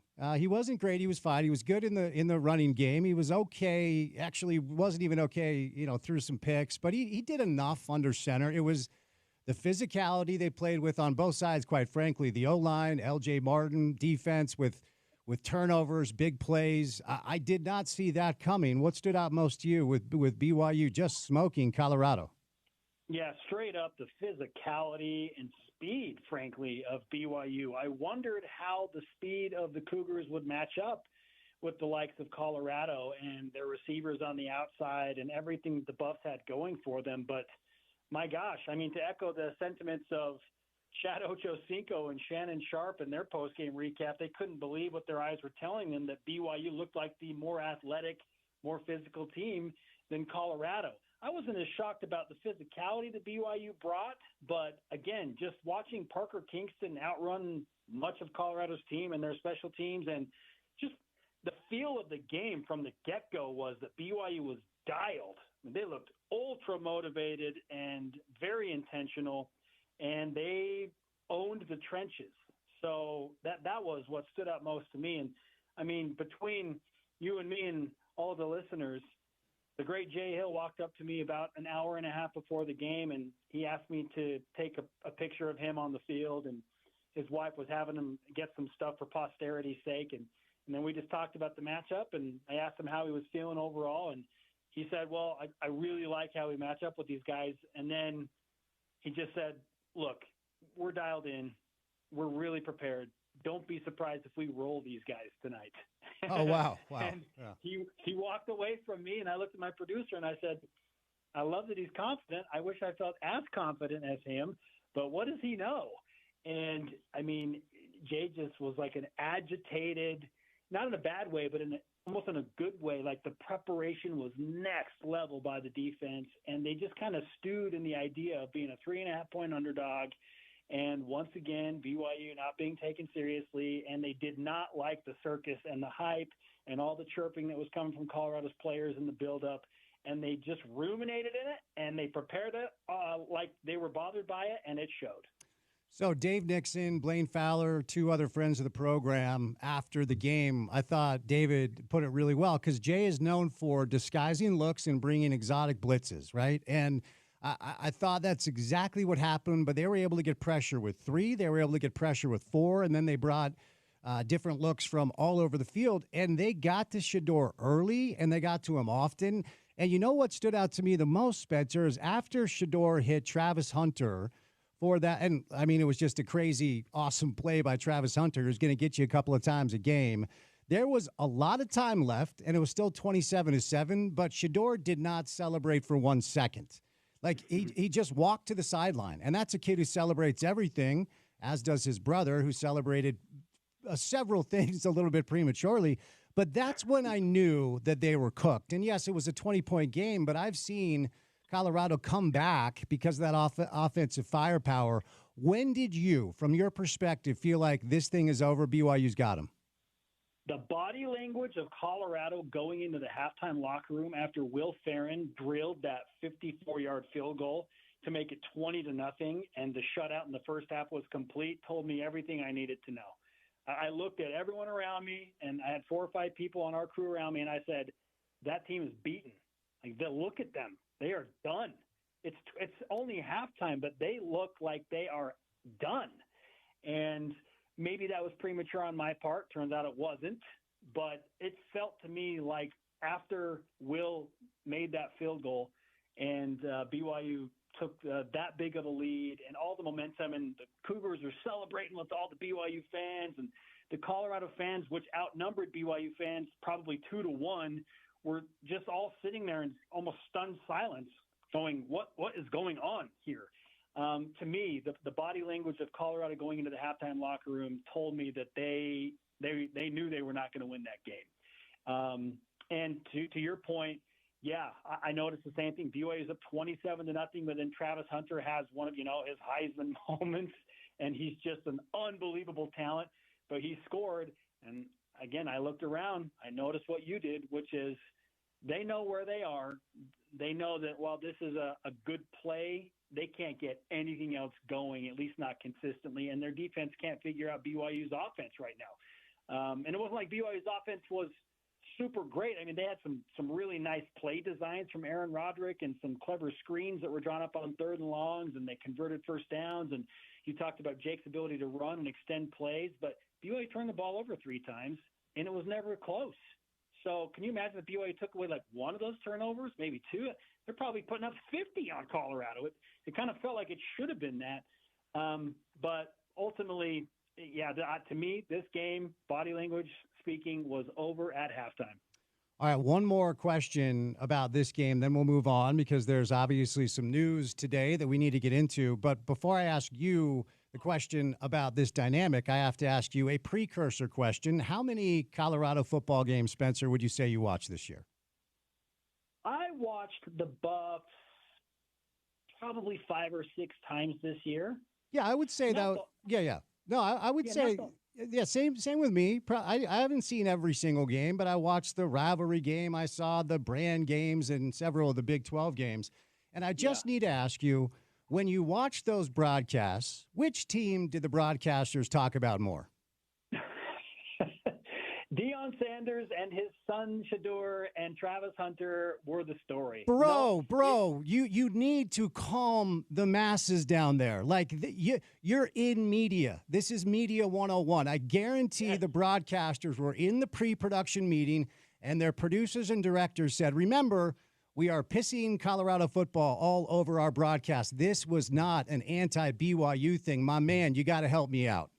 Yeah, it wasn't anti-BYU. This is the production crew buying in on how they're going to get and maintain eyeballs on the broadcast. Well said. Right?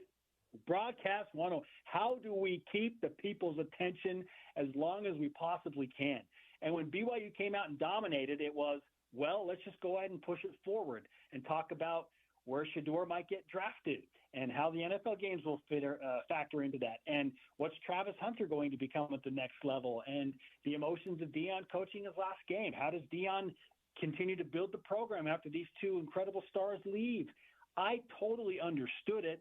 Don't like it, obviously, as a BYU fan when the Cougars are clearly dominating the game and they are a secondary storyline, but I understand how the business works. Yes. It was humorous almost. And frankly, I feel like this is almost advantageous for BYU to push the narrative that they seem to revel in and thrive in, and that is we're disrespected. People don't know us. People don't recognize us. Just use that. Use it as motivation, whatever. But no, this is not anything exclusive to BYU. You're right. I know where you're going with that. Colorado was the storyline all year long because of the Deion factor and the prime factor and all of their star power. So I totally expected that.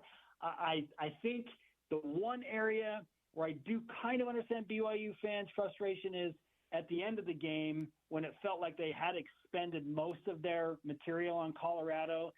Why not get into BYU season a little bit more? And frankly, Dave Pasch is Jewish. I thought he would at least bring up that Jake Retzloff was a quarterback in the middle of Hanukkah and that storyline would get out there a little bit, but that got overlooked.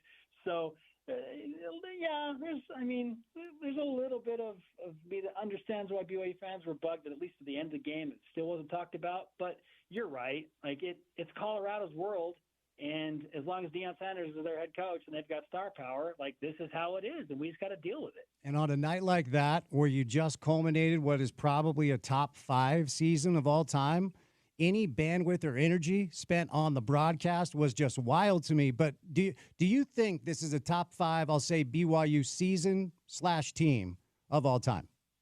Man, in the moment, and I don't want to get caught up in recency bias, it feels like it because BYU just had 11 wins as a Power 4 conference team. This is only their second season. So I'm inclined to answer yes because of the difficulty of playing that many Power 4 teams. I know that the Big 12 is not the SEC and the Big 10. Trust me, I've heard all about it. We've dissected it. But you still are challenged physically and schematically in ways consistently that you have not been in any other previous season. So yes is my answer to that question. I feel like this is a complete BYU team, good special teams, good defense, even great in both those regards, and a decent offense at times. Like they're a very complete football team, and they just put together 11 wins against one of, if not the toughest in terms of balance schedule that the program has ever faced. All right, the news became official today, and I was actually, and you might have some good insight here because you have sources down there. I was told this morning before the tweet actually went out by somebody who I would just say would know better than I would that the Utah coaches knew about a week ago to 10 days ago that Keanu was headed to Brigham Young. But Keanu Tanavasa, who's really good, who's really, really good. You guys are going to like him a lot. It's a big loss for the Utes, but he lands down in Provo. Spencer, what's your reaction? So I genuinely, I thought that he might be swayed by Alabama or Georgia or one of the other high-profile teams that are understandably interested in what he can do on a football field. But I did get wind early when he entered the transfer portal that he had a good relationship with Sione Puha, and who doesn't? Sione is salt of the earth, an incredible defensive line coach, and BYU is super fortunate to have him, and Kalani knows that he's lucky to have him on his staff. But I heard that he had a great relationship with Keanu and that the conversations were ramping up. In that moment, I thought, okay, BYU's actually got a shot to get him, but is it going to come down to securing the bag and money, or is this going to be about Keanu wants to find the right culture fit and upgrade? Yes, but everything I've heard is he could have gone somewhere else and gotten more money. Like that is clear as day with some of the programs that were involved there. So he still, I'm sure, is going to get a nice NIL deal from BYU, but it's not as much as he could have gotten somewhere else. To me, it's he chose the culture of Kalani and Sione Puha, and he wanted to be in that fit. Keanu's going to probably speak for himself, and look, I'm sure he'll talk in the next few days when this thing goes more official at BYU, and I can't wait to ask him the question. The same one that you're asking right now is like, well, why BYU? What was it about the program? We'll ask him all those questions, but what I'm gathering is he had a great relationship with Kalani and Sione Puha, and he likes his fit in the culture of what BYU football is right now, which, and I know you've been a proponent of this, extend Kalani forever. Yep. Pay Jay Hill, pay Kalani, pay them all, because what they're doing to establish this culture is nothing short of a miracle, looking at where BYU was not, 5 or 6 years ago. So, those were the initial things that I was told about the whole transaction, if you will. I know it stings Utah. It stung BYU when Francis Bernard wanted to go to Utah, and he was awesome. We knew what Francis was. And frankly, the Fano brothers, when they're committed to BYU and ended up at Utah, we knew what the Fano brothers were. They're great players. It's never easy. But to bring it back around to your initial point, you don't have to tweet at the individuals and take toxicity to another level. Just don't press send. I just let it play out. Because I know what BYU fans have thought when they've lost good players to Utah, and Utah is feeling that now, losing a great player like Keanu Tanavasa to BYU, and it's never fun. It doesn't feel good, especially inside the rivalry. But I understand in this day and age, players are free agents, and they are like professional athletes, and we're all kidding ourselves if we weren't in the same situation thinking, well, I think I would like it here better, and I'm going to get paid more, or I'm going to get this better situation, so I'm seriously going to consider it. Like, it makes sense. Not fun, but when you're losing the guy, but it makes sense in this day and age of college sports. And I know you got to bounce, so you can take 10 seconds if you want, but how confident are you that this was not in a vacuum and this is who BYU football is now? Oh, well, elaborate on that a little. When you say this is what BYU football is, what do you mean by that? So this season was not a one-off, and this is consistently something Kalani has built that can breed success consistently moving forward. Yeah, no, that's a great question and a loaded question. I'm not ready to say that BYU is going to put together back-to-back double-digit win seasons, but I do feel confident that BYU has entered a realm with this staff and with what they have going right now that they can win 8+ games in a Power 4 conference consistently. I am confident in saying that BYU is in a position right now, and things can change quickly. I know it. Utah knows it. With injuries and ineptitude or whatever else you want to call it, that things can just go south. But right now, the culture and the feel of the program, to me, looks like a college football team and base that can win 8+ games in the Big 12 more consistently and more often than they do not. So in that instance, I don't think it's a vacuum, but I'm not ready to crown BYU as a team this is going to go and do it again next year and they're going to win 10 or 11 games. Like, this conference has so much parity. It's so crazy. If BYU does it again next year, good for them. But I need to see a little bit more before I'm just like, hey, here we go. BYU's top of the conference and it's going to be this way forever. I'm not there yet. Fair enough. Excuse me. Fair enough. Well, hey, thanks for the time, man. Have a great new year. It's been so fun to watch that team this year, and we'll chat soon. Thanks, Spencer. I appreciate you guys. Happy New Year. All right, Spencer Litton, BYU TV. BYU culminates a great season with a just convincing win over a good Colorado team. So appreciate Spencer's time. All right, before we catch a break, we welcome in Angela Peterson, my good friend, where we're thriving in 25 with Lifestyle Men's Health. Angela, how are you? I'm good, Spence. How are you? I'm good. It's that time of year where we're all kind of reflecting, and when it comes to the new year, probably several listeners would love to get in better shape. You've helped me do that, and it doesn't take as long as you think if you're utilizing the right assistance. Namely, for me, that has been vitality peptides and testosterone therapy. How can you help our listeners with 2025 coming up to get in better shape? Absolutely. Thrive in 25. That's our new motto. It's really easy. Testosterone is a huge problem for men, and it's unfortunate. It affects the large majority of men who have low testosterone. But you don't have to suffer. All you have to do is come see us, get it evaluated, and we'll get you on a path to feeling better really quickly. We can do injections. We can do pellets. We can do peptide therapy, which is great for overall healing, vitality, increasing your growth hormone. So there's lots of things we can do, and we would love to help you out. You also have a treatment over at Lifestyle Men's Health that is effective. Breaking news at treating erectile dysfunction. So listeners that continue to suffer from that, how can you help them? Yes, we have a treatment for ED, and ED affects a large majority of men over the age of 40.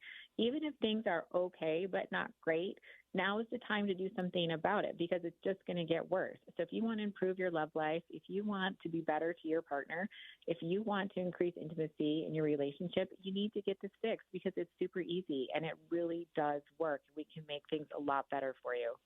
And what is that special New Year's offer you have for our listeners who give you a call today? Our signature ED treatment that uses stem cells is still 50% off. And then we will also include 6 months of free testosterone replacement therapy with the ED treatment. And you can choose to do pellets or injections, whatever your preference is. All right, today's the day. Get that new year started out the right way. I can promise you, if you want to get in better shape, this is really helpful. And it will expedite the process, okay? So call Lifestyle Men's Health today at 385-458-9203. That's 385-458-9203, 385-458-9203, or online at lifestylemensclinic.com. Angela, Happy New Year. Thanks so much. Happy New Year, Spence. Talk to you soon. All right, 2 hours down, 2 hours to go. We go from college football to pro football. What a weekend behind in the NFL. Big-time Monday night game tonight. Austin Gale joins us. Dave Fox a little bit later on. We'll say goodnight in time for Monday Night Football with the Niners and the Lions just prior to 6 o'clock right here on a Monday on ESPN 700.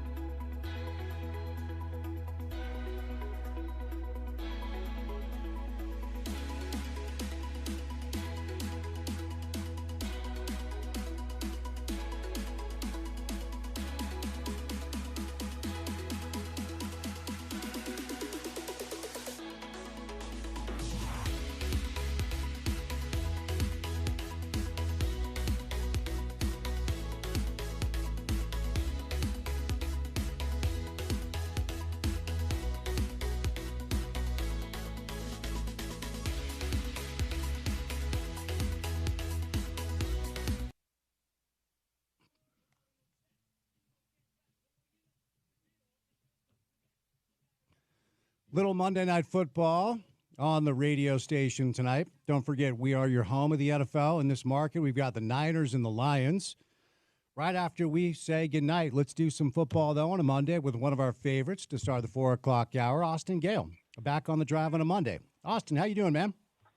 Doing great. How about yourself? I'm well. I appreciate the time. So I think I've told you this before. I certainly have talked to my producer about it. As a long-suffering New York Jet fan, I thought that we had found the solution with Sam Darnold. You thought I was going to say Aaron Rodgers. I know you did. But I thought we had found the solution with Sam Darnold back in the day. So, look, I'm not going to take a victory lap because nobody saw this coming. This is obviously a good problem for the Vikings. But what sort of questions has Sam Darnold answered with his performance this year? And what do you think is next for him and the Vikings? I love how you frame that. I think that's exactly how we should be thinking about Sam Darnold this offseason. What questions has he answered? Not what could he answer. Could he also do similar things in Las Vegas? Oh, they also play in a dome. Oh, they have Brock Bowers. Like, he could answer those questions, but what we know is he works in Minnesota. He works with Justin Jefferson. He works with TJ Hawkinson and Jordan Addison and Kevin O'Connell and that offensive line. I think Minnesota knows they can have a deep playoff competitive team with Sam Darnold at the helm. It is a good problem to have J.J. McCarthy, who is going to be coming off a significant knee injury, in a position to sit again behind Sam Darnold. Yes, that would require them to pay Sam Darnold some money, but a 14-2 season, potentially a 15-2 season, winning the North, that's nothing to snuff at. And like, if he doesn't have success in the playoffs, those questions become harder to answer. But if he wins one game, even two, I think the answer becomes obvious. I think they have to bring him back. At worst, they have to tag him and then consider trading him. But I just don't see an outcome unless they get blown out in the playoffs where that happens.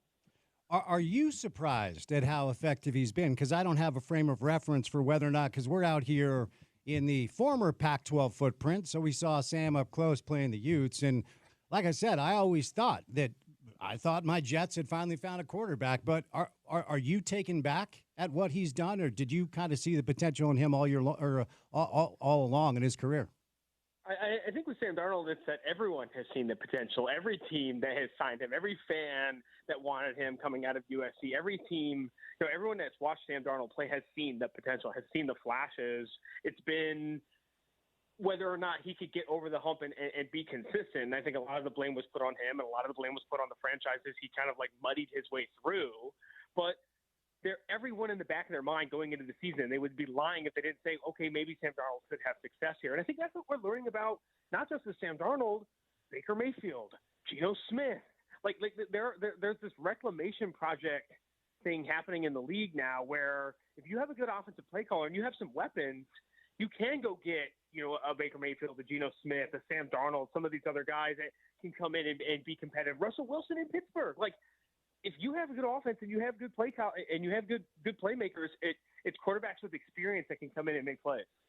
Do you think Sam will be in consideration at all for MVP, or is that Lamar and Josh Allen, those two, or maybe it's only Josh? What are your thoughts? No, I think it's a two-horse race. I think that's where betting markets have it right now. It's probably going to be Josh. That's where the betting markets are leaning, but it's a two-horse race between Josh and Lamar. I think statistically you'd lean Lamar, but Josh, better record on a hard team. They lost Stephon Diggs, and the Ravens added Derrick Henry. I feel like that kind of what else do you need? I think Josh is more important to the Bills than Lamar is to the Ravens. That's not by a wide margin, and Lamar Jackson has had a ton of success. He has 2 MVPs, but I almost feel like he has to kind of give the career achievement award to Josh Allen, and as a tiebreaker, and that he hasn't won one yet. He's been one of the league's best players over the last few years. I think it's okay to overlook that maybe Lamar has more statistical success than Josh Allen in this case, especially with Lamar coming off as MVP. That's how I think voters are going to feel as well. I will ask you selfishly what you think comes next with the New York Jets. I gave up hope on this team long ago, but I'm not one to jump ship. I will be a Jet fan for life, and I was never on board with the Aaron thing. I understand why you do it, but all of the hype, all of the hope, it never landed with me. I've been out on him for a long time. I just feel like he's unauthentic, and outside of all the weird, off the field, he just is not near the quarterback he once was, which is more important to me. I don't give a rip. Go do ayahuasca. Go talk to a caterpillar. I don't care. Just show up on Sunday and play ball. But I feel like they need to move on. I don't know how they do it. So what's next as far as the coach, the quarterback, and everything else with the Jets? Yeah, it's tough, right? I think it's a mess, and it's a hard one to even think about how you clean it up. I know that some have said that maybe they run it back and you see if you could get this to work again because there aren't maybe a lot of other options. I know they're currently slotted to maybe draft around like 6th or 7th, 8th, depends obviously how week 18 ends up. But like probably not going to have an opportunity at Shedeur Sanders or Cam Ward. You cannot bring Sam Darnold back, even in a tag and trade in the fairy tale situation where Minnesota lets him go. There isn't really a lot of other reasons talent. You're going to go get Kirk Cousins. I've seen that name floating around. You think Jets fans are going to get up for Kirk Cousins after the year they had with Aaron Rodgers? I think Jets fans might be burning jerseys. You have to do something that inspires confidence in the fan base. Do some user testing. Talk to the fans. Like, obviously, they don't know what they're doing.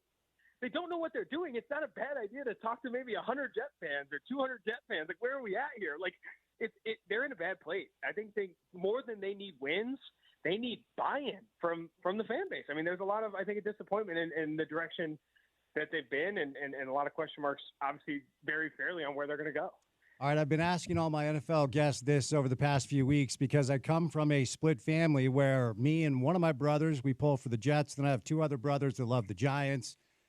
And we've been debating, and I'm asking this for real, Austin, if you combine the Jets and the Giants roster, does that roster make the playoffs? I'm dead serious. Oh, man, I don't know who's playing quarterback. Right. I mean, Aaron Rodgers, it's tough. It's tough. I think that I'd like to say yes. I'd like to say yes in any situation, even the 2 worst teams in the league, which I think maybe we do have here with the Jets and the Giants, that combining their rosters, it would be a playoff competitive team. But I don't know. It would be tough. I think it would be tough. I think it depends on who's healthy. I do think that the Jets and the Giants have talent. It's the coaching staff and obviously the quarterback that they haven't been able to solve. Who do you think is the best coaching option on and maybe there's something that opens up between now and the offseason, but if you're Woody Johnson, if you're the Jets, who do you think is the number one potential possibility to coach them next year? I think the number one possibility on everyone's list is going to be Ben Johnson, the Lions offensive coordinator, who not just has, solved Jared Goff, another one of those reclamation projects, but also turned the Detroit Lions offense into one of the best offenses in the league. Obviously, they've hit on a lot of picks as well, but I think that offense unlocks things for Goff and those other players that other play callers aren't capable of. And with where the league is going, points, I think he's going to be top of everyone's list. It's more about just he wants to go to this place. You have to, him going back to Detroit these 2 seasons when he's had head coaching interviews, I think is something to think about. Does he go back to Detroit? Does he want to stay an offensive coordinator? He'll be an interesting name. And I think the number 2 list is Mike Vrabel.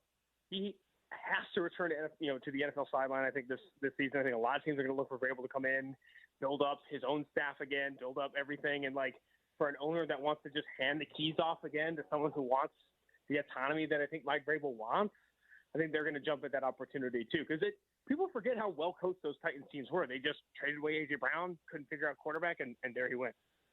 All right, I want to ask you about one of the teams that we have on the station tonight because in our market, it's interesting. Some of it's based off proximity. Some of it's based off of college players that went to play elsewhere. We have a lot of 49er fans in this market. I think a lot of that's Steve Young back in the day. And, of course, we have a college football team here with the University of Utah that has been so crestfallen and just hit with injuries on an intense level over the past 2 years. It's hard to explain. Is there anything other than health that has caused this Niners season to go south? I mean, we talked to you preseason, Austin, when it was Kansas City and San Francisco and everybody else as far as the Vegas odds. Is this simply a health thing for the Niners, or should Niner fans be concerned for the future? I think the start of this fire is obviously health, right? They went into the season with the number 1 overall pick in every fantasy football draft, completely not even remotely ready for the season. He had Achilles tendonitis in one calf, and then 4 weeks later it's in another, and then 2 weeks later he's in Germany. What was going on? They're hiding secrets. Jordan Mason in that week 1 game was oh yeah, they told me on Friday. Oops, I wasn't supposed to say that. Things started to unravel as soon as Christian McCaffrey was ruled out in that Monday Night Football game, and you could just feel the Brandon Ayuk contract, the vibes with the Niners team. I think their heads is just elsewhere. Coming off that Super Bowl loss, the emotional hangover, it was a team that, like, Fred Warner had said he was playing on a broken ankle all season. Like, this is – like, there are guys playing through injuries. There are guys who are obviously hurt. There are guys that are upset. Deebo Samuel doesn't look like the same player. It's hard to find where players improved on this roster. I think Brock Purdy has in some places. Mustafa has had to. The safety there has replaced Hufanga. Like, they've had some improvements. But Devondre Campbell, veteran linebacker, literally quit on this team. And the Niners couldn't be louder about it. Every player is, like, hating on Devondre Campbell. It's just a weird roster. It's a weird vibe team. They need to get healthy, obviously. So does every team in the NFL. What they need, in my opinion, is a culture shift. You don't have players quitting on football teams if the culture is gravy. I think they need to make some changes. I referenced earlier that we are in the former Pac-12 footprint, and once upon a time, the quarterback for Arizona State was Jaden Daniels. And I'll just say, when he was there, he looked fine, right? He didn't look like one of the best quarterbacks in the conference, and certainly didn't look like this. And it's not just that he's effective, he's just so fun to watch. What stands out to you, Austin, year one for the Commanders and Jaden Daniels? I think it's how well he's, taken to coaching in Washington. And that's just assumptions, right? I haven't had the opportunity to talk with Jaden Daniels. I haven't talked with Washington's coaching staff, but I know, hearing from reporters who have been in those locker rooms, just how much the team loves Jaden Daniels, how much the team is, like, leaned on him, and he's been able to withstand it. And his key notes coming out of college was, like, you can't take sacks and you can't take hits like this. And I feel like if there's anything he removed from his game out of the gate, I don't know if you remember those week 1, week 2 games. It's like, oh, my first read's not there, I'm going to run. First read's not there, I'm going to run. And then weeks 1 through 7, it was like a top 5 offense of all time in terms of EPA per drive. Like, they did the simple things well. They really slowed things down for him out of the gate. And then as he's obviously got more comfortable and as obviously he's got more confident, they've upped things in the offense and they added wrinkles. And then next thing you know, he's on 4th and 7 making like 2 dudes miss. Like, it's allowed him to play comfortable. I think it's been very impressive, not just with Jaden Daniels, how a lot of these rookie quarterbacks have been handled with some of these coaching staffs. Obviously the Bears excluded. What they're doing with Caleb Williams, your guess is better than mine. Yeah, and I do want to get there in a moment, but I want to stick with the rookie quarterback theme because obviously, due to proximity, we are littered with Bronco fans in this market. And I will admit, because I was on the sidelines and Oregon rolled up to Utah last year and smoked them, but I don't know that I saw anything like this with Bo Nix coming. I credit Sean Payton, I credit Denver, and there's plenty left for them, and they still have some work to do to make the postseason. But from a macro standpoint, does it feel like Denver has their quarterback in a good future? I think, again, one of my bigger, like, memento tattoos, not sure if you seen that movie, but the famous one where he tattoos on his body so he remembers. What I want to remember for next year is that coaching matters. And Sean Payton's a good coach. He's won a Super Bowl. Like, there are decisions that guy's made in his career that, even though not every season has been a winning season, he's been a very accomplished coach in the league. And Bo Nix, with not a lot of supporting cast talent, a roster that objectively needs help both offensively and defensively, I think has been put in a position to succeed by a coach that has shown a ton of confidence. Sean Payton compared Bo Nix to Patrick Mahomes. There's a certain way of, like, handling quarterbacks, especially coming out of the gate, to, like, not apply. Compare what the Colts have done with Anthony Richardson. Do you think that guy's confidence is great? He has no idea if they like him or don't. Who in the building supports him and who doesn't? Bo Nix, I would imagine, given just how Sean Payton talks about him and just the offense that he's constructed for Nix, everything's different. The game plans are always constantly changing. That's why no one knows in fantasy football if they should start Cortland Sutton or Vele or the tight end or whoever. Like, they're always distributing the ball to new players, constantly making things different for the defense. The defense on the other side of the ball in Denver too is very well coached. I think he just went to a good situation. I think we're going to go into this draft and we're going to compare Cam Ward to Shadur Sanders for like 5 months, Carson Beck, Quinn Ewers. And at the end of the day, it's like, where are they going? Are they going to be supported? And that'll ultimately determine where we sit with them. You referenced Caleb Williams, and I actually do want to talk about the upcoming draft class a little bit too, but let's go back there because, once again, Pac-12 kid, we saw him here. Utah actually had some good success against Caleb Williams in that USC team. He just, I think, set a rookie record for pass attempts without a pick before the prior game, which he threw an interception. And there certainly are moments of what I would say brilliance. There were in college, there were in the NFL as well. Well, first of all, do you agree that he has what it takes to be good for a long time? And second of all, what do the Bears have to do to give him a chance to win consistently at this level? Here's the answer. Here's the honest truth that Bears fans, I think some Bears fans are maybe not willing to admit. It's both. The coaching staff stinks, and Caleb Williams isn't good enough yet. There are errors in his game that he had at USC that he's carried to the NFL. He's holding the ball too long. He's turning every play into a Superman put my cape on thing. Like he needs to be more consistent. He needs to deliver balls with more accuracy, more consistent footwork. He can get away with alternate angles and scrambling and all those things because he's uber talented. But if he's going to be long-term successful, week-to-week successful, he's going to need, one, an offensive play caller worth their salt, and going to have to be disciplined and listen and have more confidence and trust inside the offense. I don't blame him for not having confidence in an offensive line that's one of the bottom 5 in the league, and not having confidence in an offensive coordinator that couldn't get out of the building soon enough. He's going to need an improved situation, but Bears fans would be lying to themselves if they think it's just the coach that's going to fix this. Caleb needs to fix his game too. He could be a coach killer if every single time they're blaming the coach because they see these little highlights, because they think he can Darnold, they think he can Baker Mayfield, they think he can Geno. It might get to a point where there's so much frustration in the building. He's not my guy. I didn't draft him. That he could be in this situation that the Bears have been in for a very long time, where one GM drafts a guy and it doesn't really work out with the coaching staff, so they fire the coaching staff and they bring in a new GM. Like they need stability. He needs Caleb Williams, and every player in this league needs stability, especially at the quarterback position. I certainly did not plan on making this the former Pac-12 quarterback interview, and maybe I'm still sad that we're no longer a Pac-12 market because of the leadership of that conference essentially blowing up a really special thing. But year one, Jim Harbaugh, Chargers, Herbert, go. What are the takeaways? Culture, eat strategy for breakfast. Everyone's questioning, like, who are they going to throw the ball to? Who are they going to throw the ball to? Are they going to leverage Justin Herbert enough? You got to have a high average depth of target. Has anyone followed Jim Harbaugh's career? That dude wins football games. He looks at the roster. He understands the strengths. He knows the kind of brand of football he wants his team to play. They set a standard and they hit it. They set a standard and they hit it. Now, when people don't agree to that standard, everyone knows about the arguments with Trent Baalke.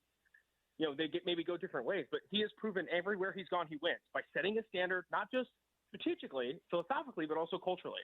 And they've drafted good players. They've set their standard. And you knew, if I knew anything about the Chargers going into the season, some people thought they were going to be good.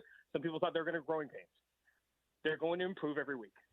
And they have, through injuries, through question marks, and through Ladd McConkey's growing pains, through his injuries. But they improved every single week. And when you win football games and that culture is what it is, and that standard is very high, very hard, it doesn't matter. It's the Belichick of everything. It's the Vrabel of everything. It's the Tomlin of everything. If your culture is very disciplined and tough and the kind of brands of football he wants to play, and you win football games, everybody buys in. And obviously he's proven that in year one. It's a good answer for me to segue to the Eagles because I feel like I like them.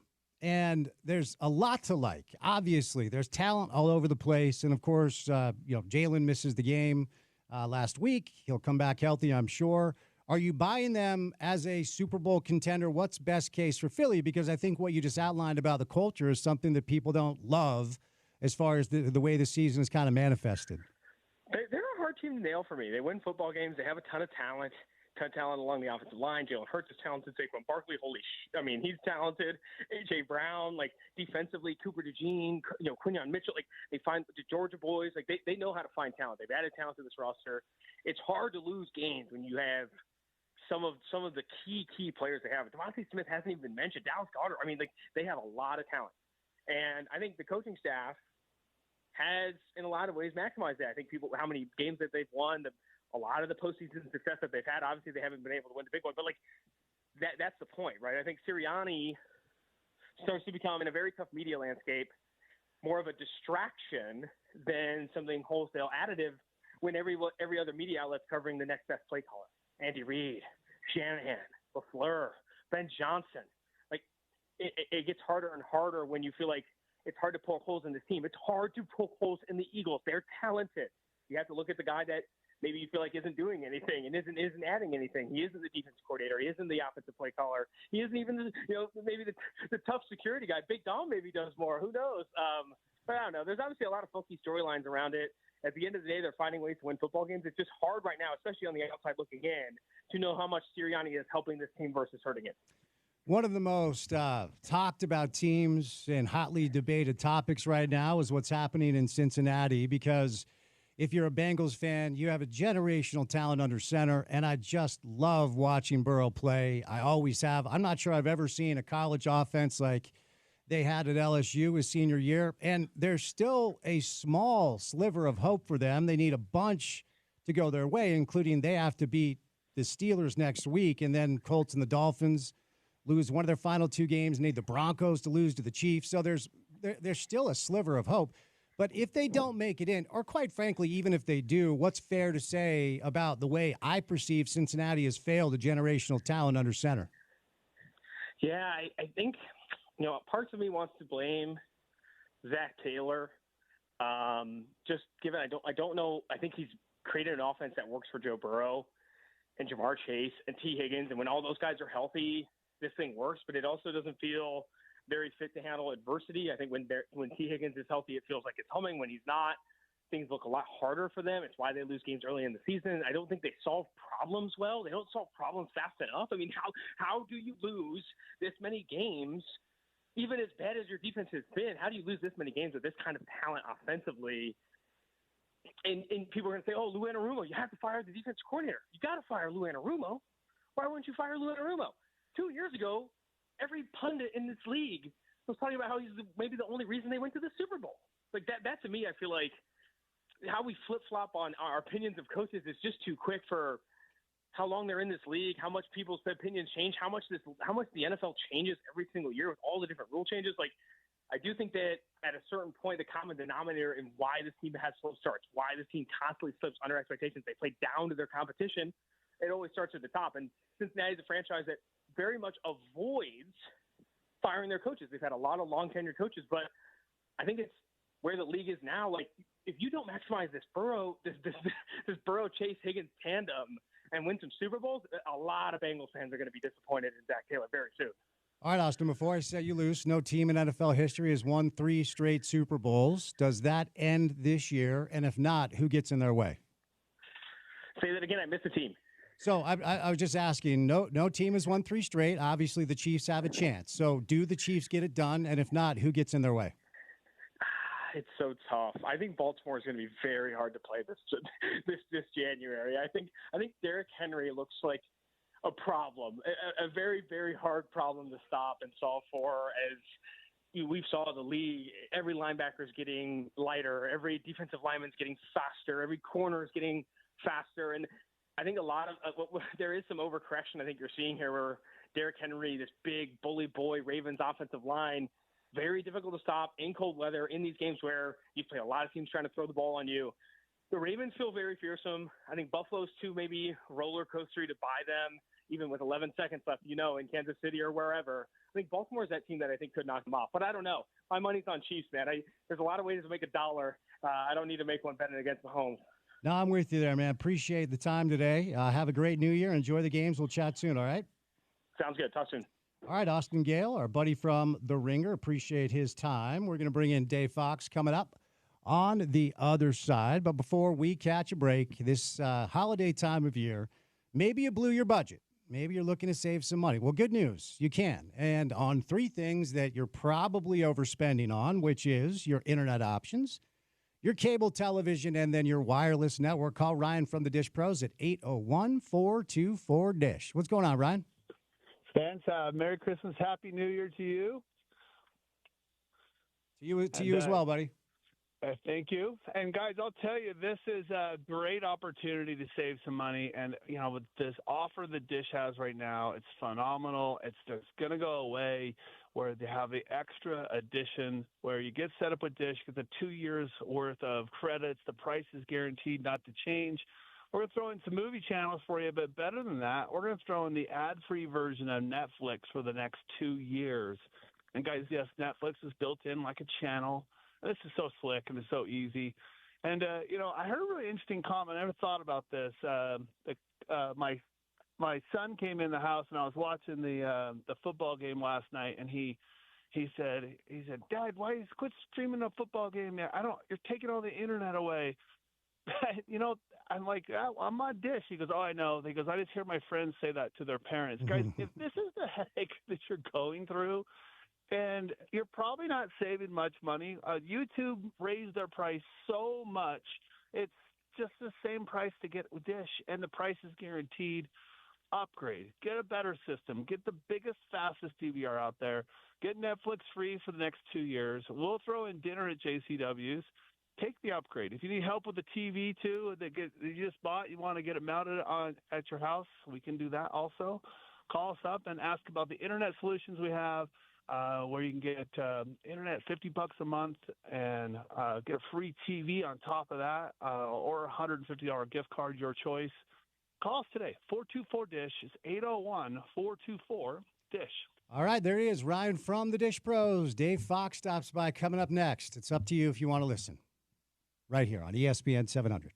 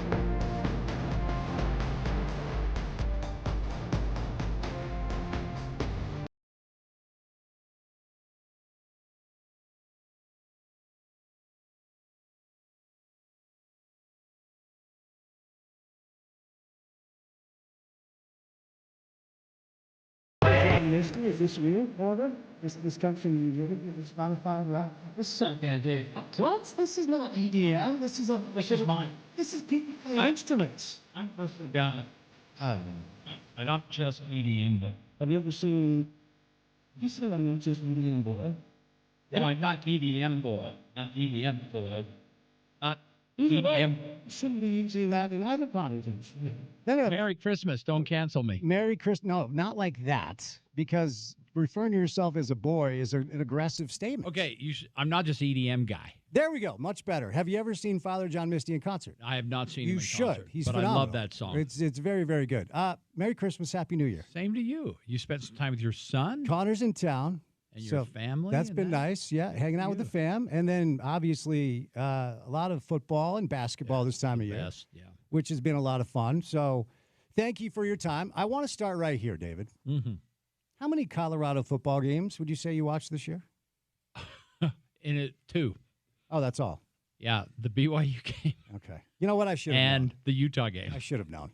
All local all the time. I forgot about that. I'm really heavy local, and there just weren't that many opportunities for me to watch them. But those are the 2 I watched. Okay, then I can't ask you the question. We'll move on.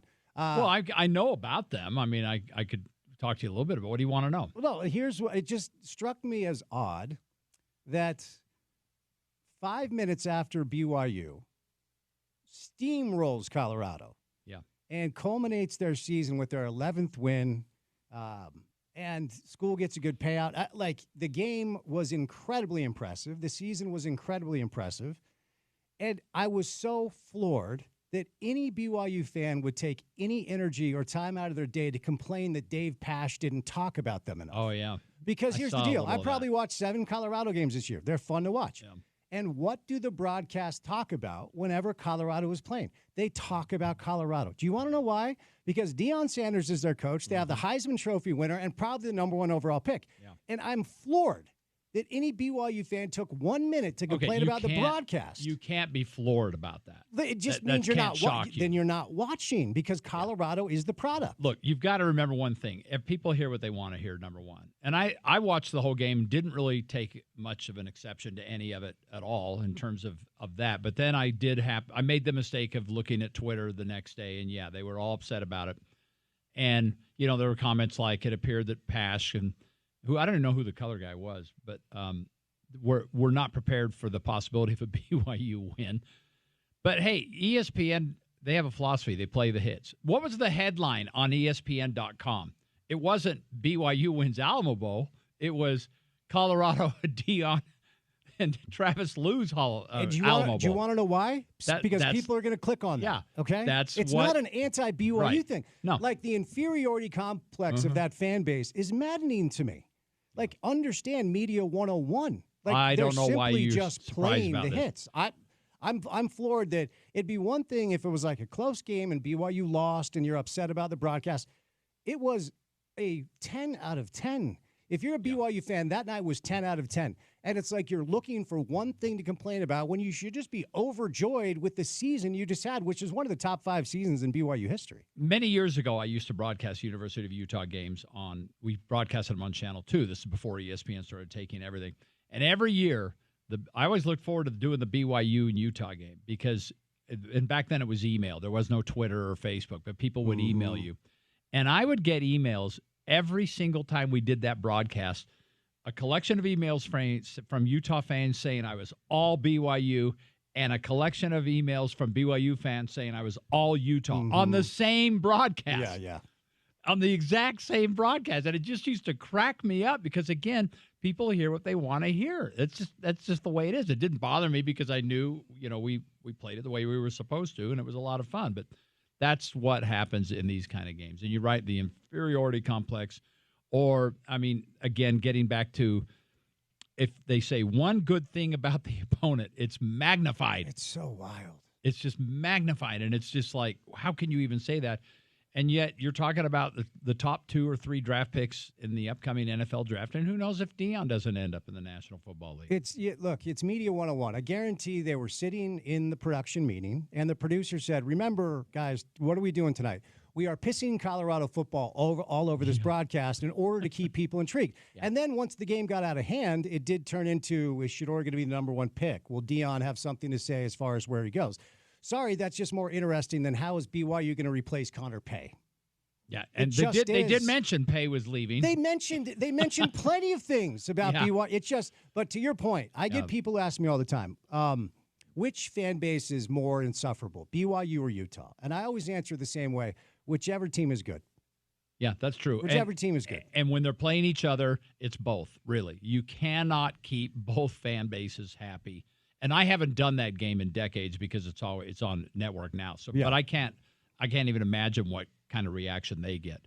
But it was always a joy to do that sort of thing. So, but away from the people that just choose to be miserable and choose, like, the internet is where cowards go to feel brave. So away from them and over to what I perceive to be truly one of the top 5 seasons in BYU football history. Absolutely. I mean, we could go down the list. I always think that team that had Luke Staley and Brandon Doman is underrated. Like, Luke Staley that year was a cheat code. The COVID year, they won 11. I don't think that team is near what this team is or what 2001 or 96 was. 96 wins 14 games with Steve Sarkisian. Yeah. They win a New Year's Six game. 14 wins. I was wins at that game, nuts. FYI. Yeah. And then you obviously go back to when you were in your 50s and the 70s and 80s and where they won. They won 11 games 3 years in a row. They had the McMahon, Wilson, Young, Bosco run. I don't know where you rank him. It feels like this is a top 5 BYU season. I have a hard time putting him ahead of all the groups you just mentioned. I loved not COVID, not Zach, no, forget about that. I don't even count that. I loved that 96 team because you mentioned Sarkisian. They also had like K.O. Lalui was just a great, fun kind of guy. And Kaipo McGuire, and we went on and on. They just had so many, and they won. I think we had 14-1 that year. Went to the Cotton Bowl. That's right. Is I grew up in Dallas, so I loved that trip. We spent a week down there. I thought you grew up in Seattle. I was born in Seattle. I thought you lived in Vegas. Then I moved to Dallas. Oh, okay. Then I went back to the Bay Area. Oh, yeah, that's right. That's a new one right there. Then to Vegas. Okay. And then back here. Gotcha. 10-4. With a quick stopover in Colorado. Where was I? Anyway, that was just so much fun, that game, and they beat Kansas State. And it was just a blast. I just loved that team. That was really, really a good team. So, but if you said top 5 and maybe looking for 5 teams that are better than this year's, that would probably be tough. So yeah, sure, I'd put them in that group. The other caveat is this is the first. It's a P4 schedule, and we always talk about like what's the best Ute team of all time, and 04 comes to mind, 09 comes to mind, but. The 2 Pac-12 championship teams, I always look at 2019 as the one that got away, and I tend to give the nod to the teams that played the P4 schedules where you have more or less good teams week in and week out. That does make a difference. It does, and if you go back to the 2 years they ran the table, they finished off the Fiesta Bowl year with a terrible matchup that they just annihilated Pittsburgh. So by that standard, I think it was a little more fun to watch them undress Alabama. I think that's the best win in Utah football history. In the Sugar Bowl, yeah. I was there. You weren't. I was at that game, but thank you. I know. You just like to. You and Mikulich like to scoreboard keep. Like, I was at that game. No, wait, I was. No, we both. I was at both the Fiesta Bowl and the Sugar Bowl. Check a couple boxes. And the aforementioned Pac-12 championship. Well, the Rose Bowls that ensued. Yep. But that was so much fun watching.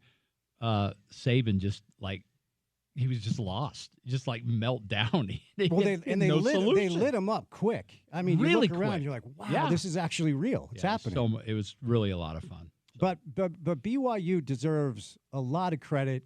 Jay Hill, year 2. I mean, he's known for disguising and then exotic blitzes. They got to Shedeur early. Often he looked confused. When he found Travis Hunter, which was an amazing play, like if you were wondering why in a vacuum, a snapshot Travis Hunter moment was awesome. But usually when they score touchdowns, Colorado likes to let you know they score touchdowns. Shedeur he looked defeated already. He just walked the sideline and had no emotion. I knew then that they were cooked.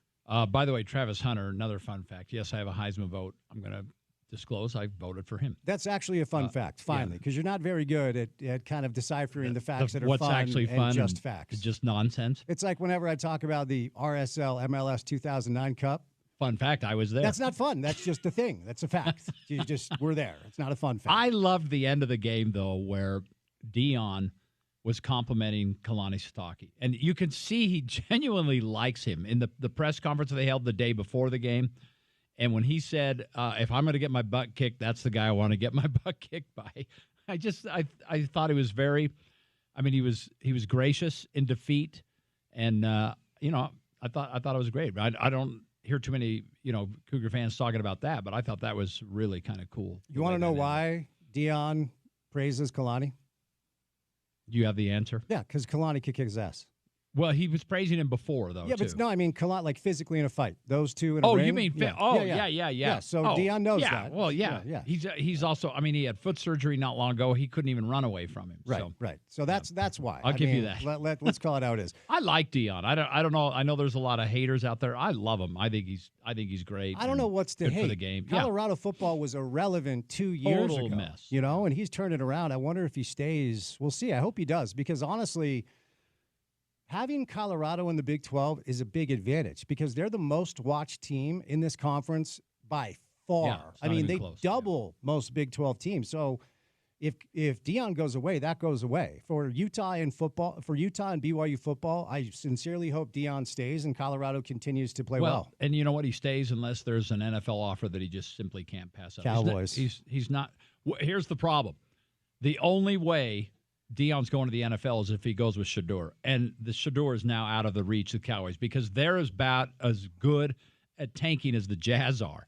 I mean, what did they do? They ripped off 3 or 4 wins. They've got 7 wins now and have no chance of getting the number 1 pick, and they're not going to go to the playoffs. They're terrible. Ride with Cooper, dude. He's the answer. He's the answer under center. Do that.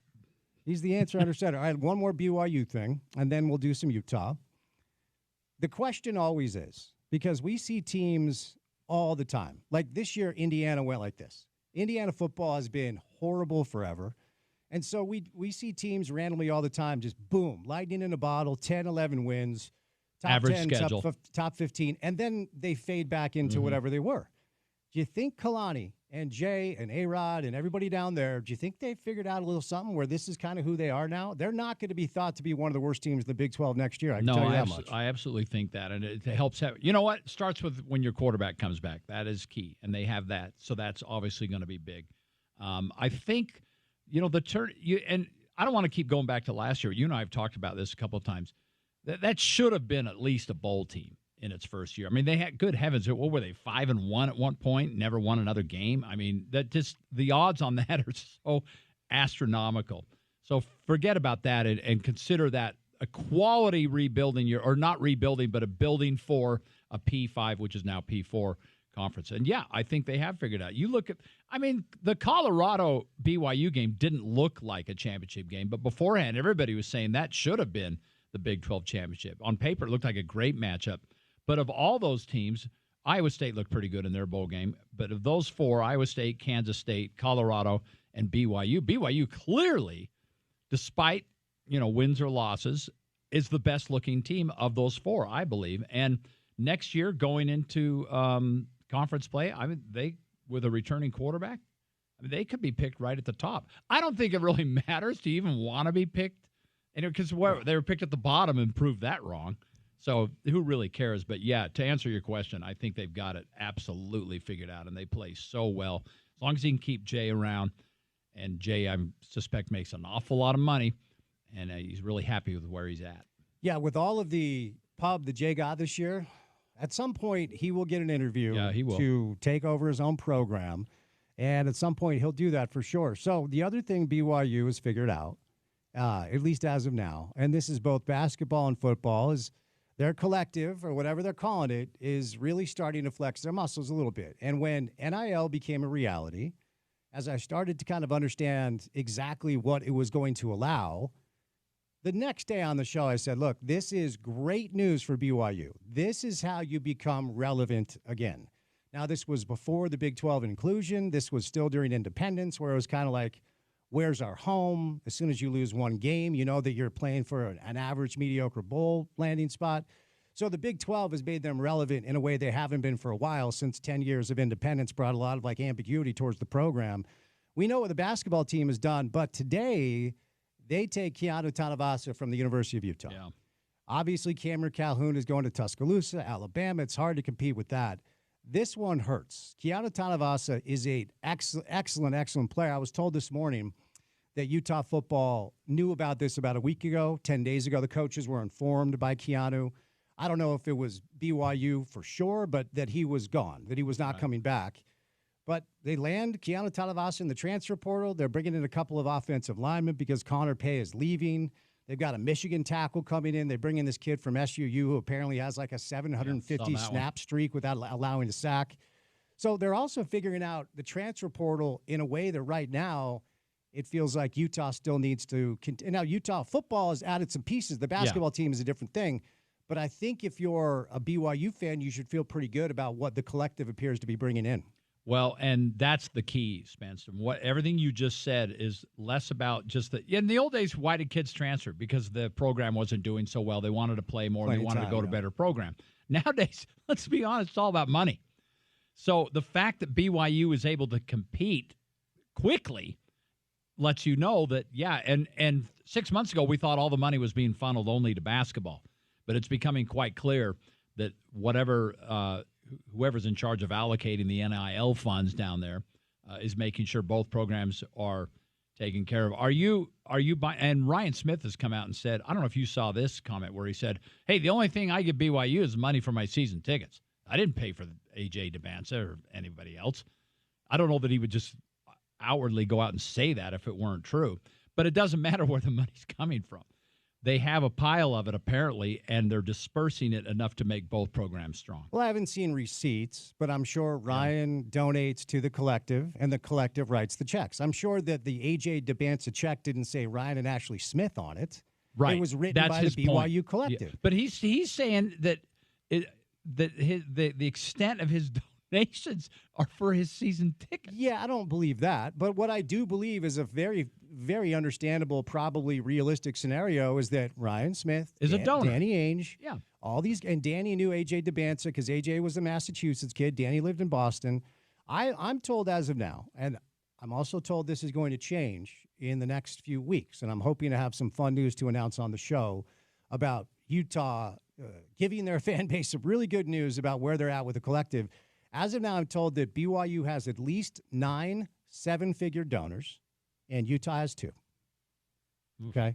So I think Ryan's point is, no, he didn't Venmo A.J. DeBanza $7 million. I think that would exceed the limit, but point taken. Have to do a couple over a few weeks or whatever. But he donated to the collective, and therefore the collective was able, because of Ryan and others, to pay A.J., Keanu, and these other players the money they need to get them down to BYU. And that's my point. It doesn't really matter where the money's coming from. The bottom is the money is coming there. And you mentioned Utah only having 2 seven-figure donors, but I know what you're talking about, and they're really deep seven-figure donors, incidentally. So that I don't know that they're hurt in that respect. But you're right. There's more. Undoubtedly, there's more coming. That's the way it is, or you don't compete. I mean, there's talk of corporations buying college teams. You know, I mean, that's the crazy world we live in. I don't want to get off topic and into a whole new that we spend an entire show on how somehow this has to be overseen. Let's do It's got to be oversight. It's got to be policed because it's out of control. But right now, while it's the wild, wild west, the money is flowing in. 2 deep seven-figure donors, Utah football, Spence Checketts, Dave Fox. Yeah, that's it. That's the first 2 that come to mind. I spent all my money on Pelotons. You still only have 2? Just 2. It's all I could You didn't grab another one for Christmas? Well, what am I going to do? I mean, I like to walk and ride the bike. I'm not a rower. I'm not doing that. Yeah. What else is there? You got to be careful. Yeah. All right. Now over to Utah, though, because according to 24/7 Sports, they have the number 26 ranked transfer portal class. Are you talking about football? Correct. Yeah, I saw that. At one point, it was like as high as 17th before others started passing. Yeah, then they lost Keanu. Then they lost, Cameron, who went to Alabama. They picked up Otto from Utah State. They picked up a wide receiver. But you know what's tough, Dave? And this really stood out to me as I was watching the BYU game and then watching the post-game coverage, because one of the first questions Kalani was asked, what did you say to your team before the game? And Kalani said, I didn't have to say much because my seniors took over. And that's Connor Pay, and that's Tyler Batty, and guys that came back to BYU to prove that year 1 of the Big 12 was a fluke, and they also made some money. And I'm starting to think about this through the Utah prism and perspective where, we had Eric Weddle on the show last week. And Eric said the best teams he had at Utah had great leaders in the locker room. It always lands different when your peer is able to kind of motivate you as opposed to just your head coach. And I think that's one of the reasons BYU was so successful is they did have those upperclassmen that could be an extension of Kalani. Does Utah have those players in the locker room next year? I mean, the greatest one was Cam Rising, and he could never stay on the field. And it's very difficult, nearly impossible, to be a leader if you can't be out there amongst your kids. You can, you experienced that all last year with your beloved New York Jets losing your guy. What did he play? 3 plays before Rodgers got hurt last year? I think it was 4. Was it 4? Got a good solid 4 in, I believe. And so whatever leadership qualities he brings with him, and including obviously, his whatever natural talent is left, it was out the window. They just didn't have that. And it's the same situation with Utah once Rising went down. And I think that's one reason why, you probably agree with this, when the season ended and Rising wasn't committal on whether or not he was leaving, and even Coach Wood said he's thinking about coming back. Yeah, no wonder the quarterback room emptied out. Do you think any one of those quarterbacks want to live through that again? Not a chance. So, and now obviously we know where that's headed. So, well, and the leadership thing is interesting to me because ultimately, Tyler and Connor and these, like Connor Pay leaves BYU as one of very few players that will have played on 2 11-win teams because he played for the 2020 team. Yeah. Like, that kid has been in the BYU program for 6 years and went on a mission, all that stuff. And Utah's rebuilding. I mean, this is a new Utah football team for the most part. So Smith Snowden, the Fano brothers, it's like Devin Dampier is probably going to be the starting quarterback. But it'll be his first year on campus, and typically you want your quarterback to be somewhat of a leader.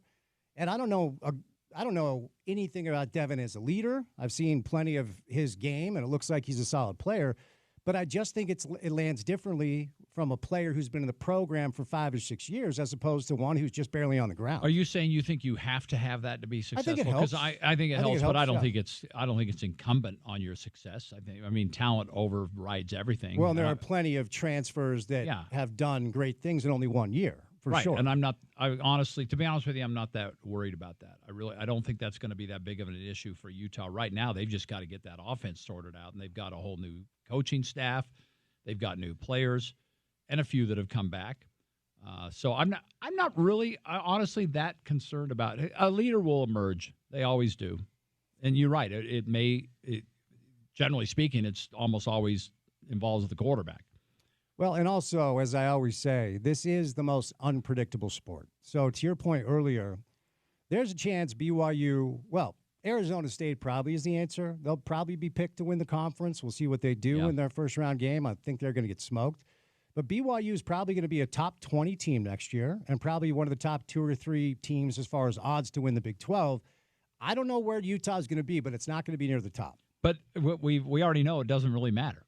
I mean, look where BYU and Colorado are picked this year. And they have, wildly exceeded expectations. So, again, nothing against the media and all of us who vote on those, but let's wait till they're out on the football field. And we know what's coming back. BYU's got a very good group coming back. I'm not worried about them in the least. You've been calling some Utah State basketball games. Yes. Oh, they're so much fun. How about that win? San Diego State. Yeah. I was stunned when I read this. The last time Utah State beat a top 25 team on the road was 1991. Yeah. They beat Utah here. The last time they beat San Diego State on the road was 1998. Isn't that crazy? What's the deal with the basketball culture up there? Like, it doesn't matter who coaches the team. They're awesome every year. And it started, we can go all the way back to Stu Morrill. He kind of built that culture. And then Craig Smith comes in, keeps it going for 3 years. It helps. You know what the bottom line is, though, Spence? They all have really good players. He had Nimi Keita. You know that with the Celtics now. Ryan Odom comes in, keeps it going for 2 more years, leaves. Danny Sprinkle comes in, keeps it going for a year, leaves. Although he's doing okay at Washington, but not great. Well, his bank account has two commas in it, so right? That's why it doesn't really matter in that respect. And and now here we go again. It's just, and they got great players, or really good players, I should say. Ian Martinez, Utah fans probably barely remember him. It seems so long ago, He's but a talent. He was an absolute. Was he a Larry guy? Was he a Kristoliak? Yeah. Okay. That's how long ago. But in these days of college sports. You never know how long guys are going to stick around. Mason Falslev is just a great player. I called so many of his games in high school in football, and we all thought he was a great wide receiver, tight end. I thought he'd be a great football player, but he kind of plays basketball like a football player. The only reason I'm saying that is he's not afraid to get physical. You saw that in that game. It's a fun team to watch, and now Jared Calhoun's just continuing the trend. And when you build that culture, you were talking about leaders. I think culture is almost as important as that, because obviously the NIL is what attract players, but culture does as well. Players love to go to winning programs, and that's why they're able to reload every year with these quality kids. And I'm excited. They have Nevada tomorrow on the road, New Year's Eve. But our next broadcast, by the way, is this coming Saturday, 7 o'clock on KMYU as they take on Fresno State. They could be 11, 12, 13-1 by then after that game. Last thing, then I'll set you loose. Okay. You do a show called Talkin' Jazz. Yes. That some brilliant programmer invented, and it's still really good, one out of every 3 episodes. I do have to tell you, Is that the one the Lemma hosts? The A-Train's my guy. Okay, that's my guy, as you know. I haven't had Locke on forever. He's been traveling. He's been really good as of late. They're looking better, Dave, than they have prior to. And look, we don't want this. The game against Philly is best case for me, because they show up with Embiid, George, and Maxey. Yeah. And the Jazz play well, and they lose. Like, give me that all year long. I am so nervous. I'm with you on that. They're going to go on some sort of 12 wins in 14 games thing, and they're going to stumble into winning 28 games and draft 8th again. I'm a little nervous about this. You know my guy, Timmy. He produces. That's my guy. That's your guy. Yeah. He's big Jazz guy. Now, part of it is we have a little bit of a bet this year. But anyway, stunning. He's a big Jazz guy, and he keeps telling Timmy, you've got to get on board here, or they're going to be picking 10th for the rest of your life and winning 35 to 40 games. Is that what you want? And it really makes me nervous. They've lost twice to Denver already, a team they're playing tonight. They got absolutely railed in both games. But Markkanen didn't play in either one. So now I'm wondering, and Denver's they're not great right now. They do have the best player on the planet. What if they go in and win a game like this? It's one of those things where you want success in sports, but, folks, we really don't want that this year. No, we don't. And we don't want it next year. Absolutely. Probably not next year. You had a guest on earlier. I think it was Habistro. Was pointing out the time it took for Philadelphia and Oklahoma City to rebuild. The Jazz are barely halfway there. This is not done. This project is not done. So what I'm telling you, folks, is if you're getting on board, it's not with winning. I'm with you. That's the way it is. All right, buddy. I know this time of year you either don't work or show up to work in a robe. I'm actually working tonight, and I don't have a robe. Will I see you on Thursday? Yeah. Oh, yeah. I'm there Thursday. That's the next day I work after. Then why don't you tease people about what we have on Thursday? On Thursday, there's 2 things Spence does for us. One, he does a majority of our program director, talking RSL, talking Jazz, whatever. Unpaid, but it's all right. Well, you do get paid for talking Jazz. Oh, is that what you call that? Anyway, Thursday, moving on. We have 5 questions with Spence. Yes, we do. And that's a little thing. We kind of do a trade-off. I come out here, I do your show, you come out and you do my show. So Thursday, we're going to be doing a New Year. It's a 2025 edition of 5 Questions with Spence. Thrive in 25, David. Let's go with that. Great to see you, buddy. All right, good to see you. Happy New Year and Merry Christmas. To you as well. Ryan from the Dish Bros is our guest. You can save money on your wireless. You can save money on your internet and your cable television. 801-424-DISH. What's going on, Ryan?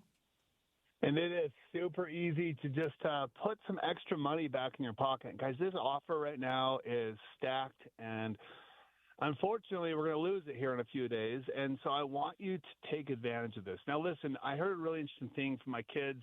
I mentioned this earlier in the break, where my son came in and was teasing me, and he said, Dad, stop streaming the game because you're taking all the internet. Guys, if you're hearing that at your house because you're streaming and your whole family's unhappy because you're not having a real quality system, listen, it's not like it used to be. Streaming has gotten more and more expensive. This massive rate increase that we saw YouTube do, we saw DirecTV with a rate increase. The cable company hit with a big increase, got a 20% rate increase on the fiber internet. Listen, this is where we strive to help you. Call us up. Let's lower that bill, lower those bills, lower your mobile phone. We can do all of those things. And truly, we've had a handful of customers that are like $200-$300 a month cheaper than what they're currently paying when they take advantage of all three options. You can use the same fiber and pay a different provider. You can get the same TV programming and just pay a different provider. Listen, this offer with Dish is 2 years worth of credits. The price is guaranteed not to change. We'll throw on movie channels. This is the best kicker of them all, though. You get Netflix. This is the ad-free version, free for 2 years. This is worth more than $370 just by itself. Listen, if you're paying for Netflix, call us up and upgrade. If you got YouTube TV, listen, it's not cheaper now. Call us, switch over, get a better system. It's the most reliable service out there. And the reason this is the case is because the satellite is directly connected. And if the satellite has some interference, let's say some weather, now the dish system will actually work with your internet. So you actually have the redundancy that you're not going to go without TV. Call us up, take the upgrade, get Netflix free for 2 years. Let's see if we can help you with the internet. I've got, 6 different internet providers I can set you up with. One of them's got a killer offer where you can get a free TV and you get $50 a month. Lower your bill, save money. Call us today, 424-DISH, 801-424-DISH. All right, there he is, Ryan from the Dish Pros. 3 hours down, 1 hour to go. Monday Night Football comes your way just after 6 o'clock, right here on ESPN 700.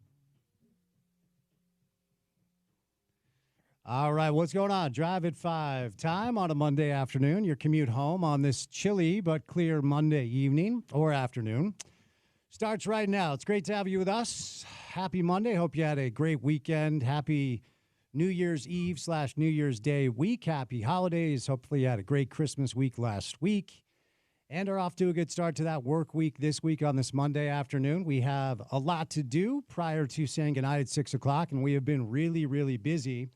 On the show today, the 5 o'clock hour is brought to you by our good friends at Overtime Cards and Collectibles. It's the best spot for all of your football, basketball, hockey, MMA, and even Pokemon card collecting. You can buy all your favorites there and even take your cards in.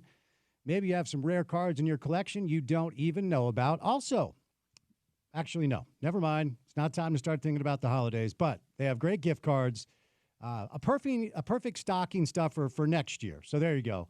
All the best trading cards and collectibles around. You can check them out online at overtimecardsandcollectibles.com, where you can buy and trade. So Monday Night Football on our radio station tonight. The Detroit Lions are a 3.5-point favorite over the San Francisco 49ers. The Niners have been eliminated from the playoffs this year. The Lions are still trying to catch the Vikings for that number 1 overall seed, so it's a big game for them. The over-under is 50.5. Tonight. So some Monday Night Football, that's going to wrap up your week/weekend in pro football. We have been talking a lot, of course, today, excuse me, about the current landscape of college football here in the state. BYU was able to catch a very impressive bowl win over the weekend on Saturday night, 36-14, prime time on ABC. Over Colorado, BYU wins 11 games for the 13th time in program history. And look, I don't know where to put this team on the pantheon of great BYU football teams. It feels like it's kind of like a top 5 situation thereabouts. So 36-14 was your final score. LJ Martin was named the offensive player of the game. He had 17 carries for 93 yards. He also had 2 touchdowns. On the defensive side, it was Isaiah Glasker who got the defensive MVP. He had 8 tackles. He had 1 tackle for loss. He had a great interception, and he had a little Coach Prime, Deion Sanders dance on the sidelines to celebrate, which was a really fun moment. Also talking about the dynamic after the game, where it's pretty clear that certain BYU fans did not watch Colorado play all year. And I'm going to tell you why that is. Porter and I were talking about this. We've talked about it with a couple of our guests, including Spencer Litton from BYU TV, who begrudgingly admitted that if you've watched any Colorado football this year, whether it was against Nebraska, Big 12 games against K-State, even the University of Utah, it didn't matter who they played against, and it has not mattered who they played against, who they have played against since Deion Sanders took the head coaching job. The broadcasters during Colorado football are very specifically directed to talk about Colorado. So no, BYU fans, it wasn't because of you. It's not unique to you. And it is just beyond me how a night where everything went BYU's way, that was a 10 out of 10. That was an A+ in all 3 facets, maybe outside of quarterback play where Jake was fine, not great. He made some big plays with his legs, a couple of big first down throws to get him in good position in the second half. But defensively dominant. They were physical both sides of the ball. It was their physical play by the offensive line and some great vision and running from LJ Martin. And, of course, dominant defensive physical play. Defensively, 2 50-yard field goals, a punt return for a touchdown, a very audacious onside kick that actually went the way of Brigham Young. On a night where it was 10 out of 10, BYU fans decided to complain that Dave Pasch wasn't nice to them. Just tell me that you don't watch any other game outside of BYU games or you don't watch any other network outside of BYU TV. Like, Colorado football is one of the highest profile programs in the country. Over the past couple of years, they are behind only like the Alabamas and the Michigans and the Texas, the bluest of blue bloods outpace Colorado, but only by a little bit. They have some of the highest watched games in all of college football. They have Deion Sanders as their head coach, Football Hall of Famer. They have the reigning Heisman Trophy winner in Travis Hunter, and the odds-on number 1 pick in the NFL draft, Shedeur Sanders. The broadcast team is going to lean into those topics. And yes, I can understand while BYU is trouncing them, maybe you wanted a little bit more BYU coverage, but that's not how it works. This was a result of a pregame meeting where the producers and the directors told the broadcasters, this is what we do. Here are the topics. Okay, they weren't going to talk about Jack Kelly's addition in the transfer portal when they have the Heisman Trophy winner, the number one pick in the draft, and a Hall of Famer on the sideline.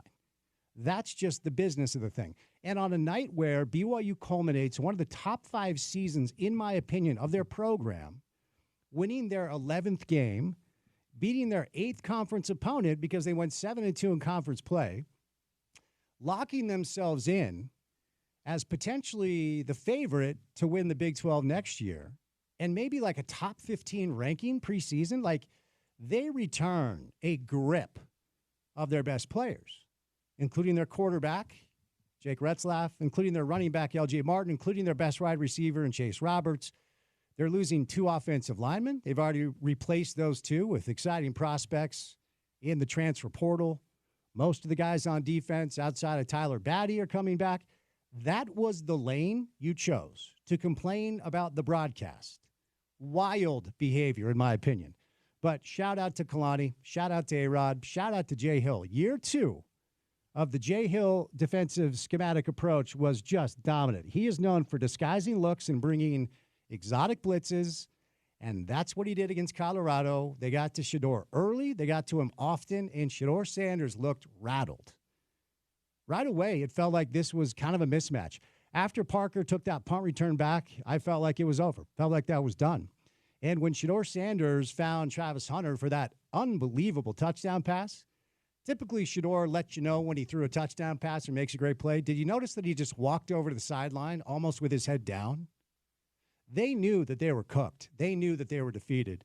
So credit BYU, not just for the Alamo Bowl win, but for an amazing season when nobody, and I mean nobody, like honestly, I know that Kalani and A-Rod and Jay and everybody else said they liked what they had coming back. The Vegas over-under was 4.5. Preseason media pick 13th in the Big 12. My guess is, in an honest moment, not even Kalani Sitake would tell you that he saw this coming. 11-2, Alamo Bowl win over Colorado, a grip of players coming back, some good additions in the transfer portal, including, in case you missed the breaking news, former Ute defensive tackle Keanu Talavasa is on his way to play college football for BYU. Keanu entered the transfer portal 9-10 days ago. A lot of conversation about where he would end up. And ultimately, unfortunately for Ute fans, and great news for BYU fans, you're going to love this kid. He's so talented. You got yourself an NFL defensive lineman. I mean, he's that good. And this one hurts. That news came down a little bit earlier today on the Utah-BYU side. BYU appears to be positioned very nicely for next season and moving forward. And Utah has some work to do. There's no doubt. Now, with this sport, and ASU just showed all of us, right? When Herm Edwards left ASU, they were a wasteland, dead in the water. They were in danger of having the NCAA come down upon them. They had a bunch of potential sanctions coming their way. Herm and his staff got out while the getting was good. And Kenny Dillingham, basically in a year, I guess we'll say 2, turned them into the Big 12 champ in year 1 of the Big 12 and a top 4 seed in the CFP. So it can be done.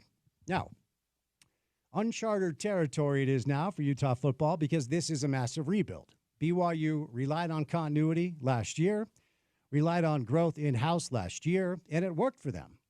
And by the way, Jake's only going to get better. I mean, when you look at some of the numbers when it comes to evolution from junior to senior year, Brigham Young quarterbacks historically, John Beck, Max Hall, go look at the numbers. They take a massive jump up, and they're just going to keep getting better. And Utah essentially is undergoing a total rebuild, certainly offensively.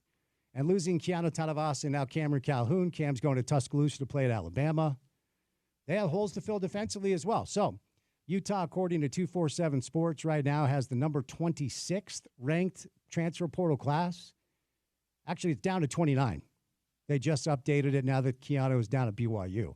At one point, it was number 17. Now it's number 29 with 13 commits on their way. The transfer portal, at least for this cycle, is closed. certainly more opportunity to add talent. There will be another spring transfer portal. There's no way this is the finished product. Coach Witt alluded to wanting to add 40 different players throughout the course of the offseason, so we'll see what the finished product looks like. But for a Ute fan, you got to hope that a one-year rebuild at least shows movement in the right direction. And for a BYU fan, instead of complaining about the broadcasters not talking about you enough, enjoy your football team, because when you decide to act like that online, it makes people believe you do not deserve the product you have in front of you. All right, more Utah football coming up. Josh Furlong will say goodnight at 6 right here on ESPN 700.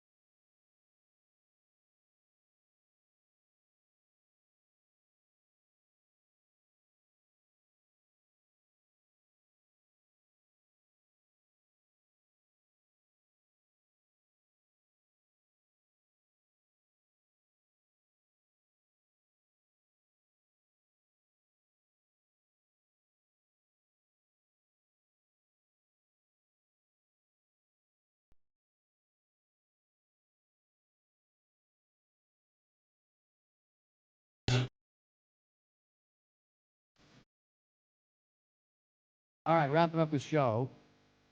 Monday Night Football comes your way next. Should be a good one. The San Francisco 49ers are mathematically eliminated, but the spread is only 3.5. The Lions are slight favorite. The over-under is 50.5 at Levi Stadium in Santa Clara. Lions still have that number one seed alive. Detroit's 7-0 on the road, which is pretty insane. So week 17, which is wild. I say that every week. Comes to a close tonight in Santa Clara, and then week 18 upon us with still plenty of scenarios left in play, including the Bengals potentially sneaking into the playoffs. Some things are set in stone, but plenty of things left to decipher and decide. We have potentially a massive matchup. 1 week from tonight, it's the Vikings and the Lions, and that would be for the number one seed in the conference, so some good stuff there. In case you missed it, stories today, more or less college football centric. From a local standpoint, BYU, of course, getting a really, really good win over the weekend. And, of course, Keanu Tanavasa. It's been announced that Keanu is heading down south to play for BYU. And then the CFP bracket will resume with quarterfinal action in the Fiesta Bowl coming up tomorrow. It's Penn State and it is Boise State. And then, of course, Texas, Arizona State, Ohio State, Oregon, Notre Dame taking on Georgia as well. Jazz in action tonight, taking on the Denver Nuggets. We've got a little Utah Hockey Club action against Seattle, so a fun night of local sports action. Now, tomorrow, it is New Year's Eve.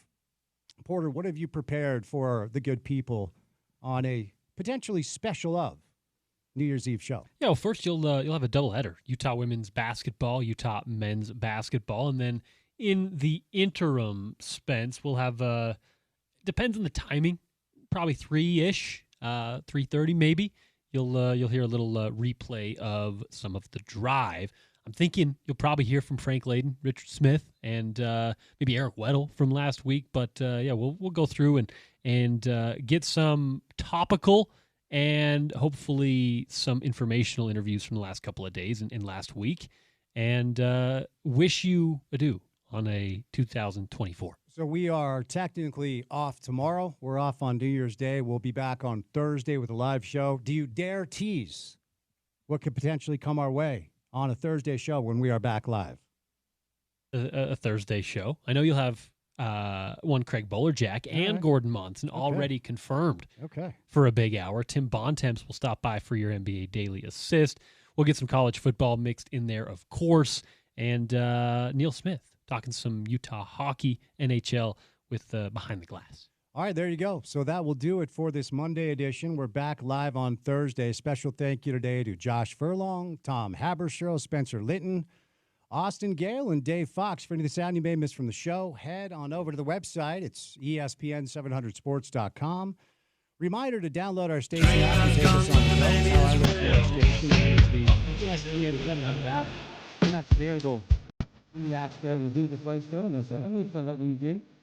In our space for 4 hours every afternoon, check out our podcast page. It is called Drive to Spence Checketts. That's available wherever you get the show. You subscribe to this. And I send comments, let us know the stars of health. We spoke about Spence and Lions, not start up Monday Night Football, right here on ESPN 700.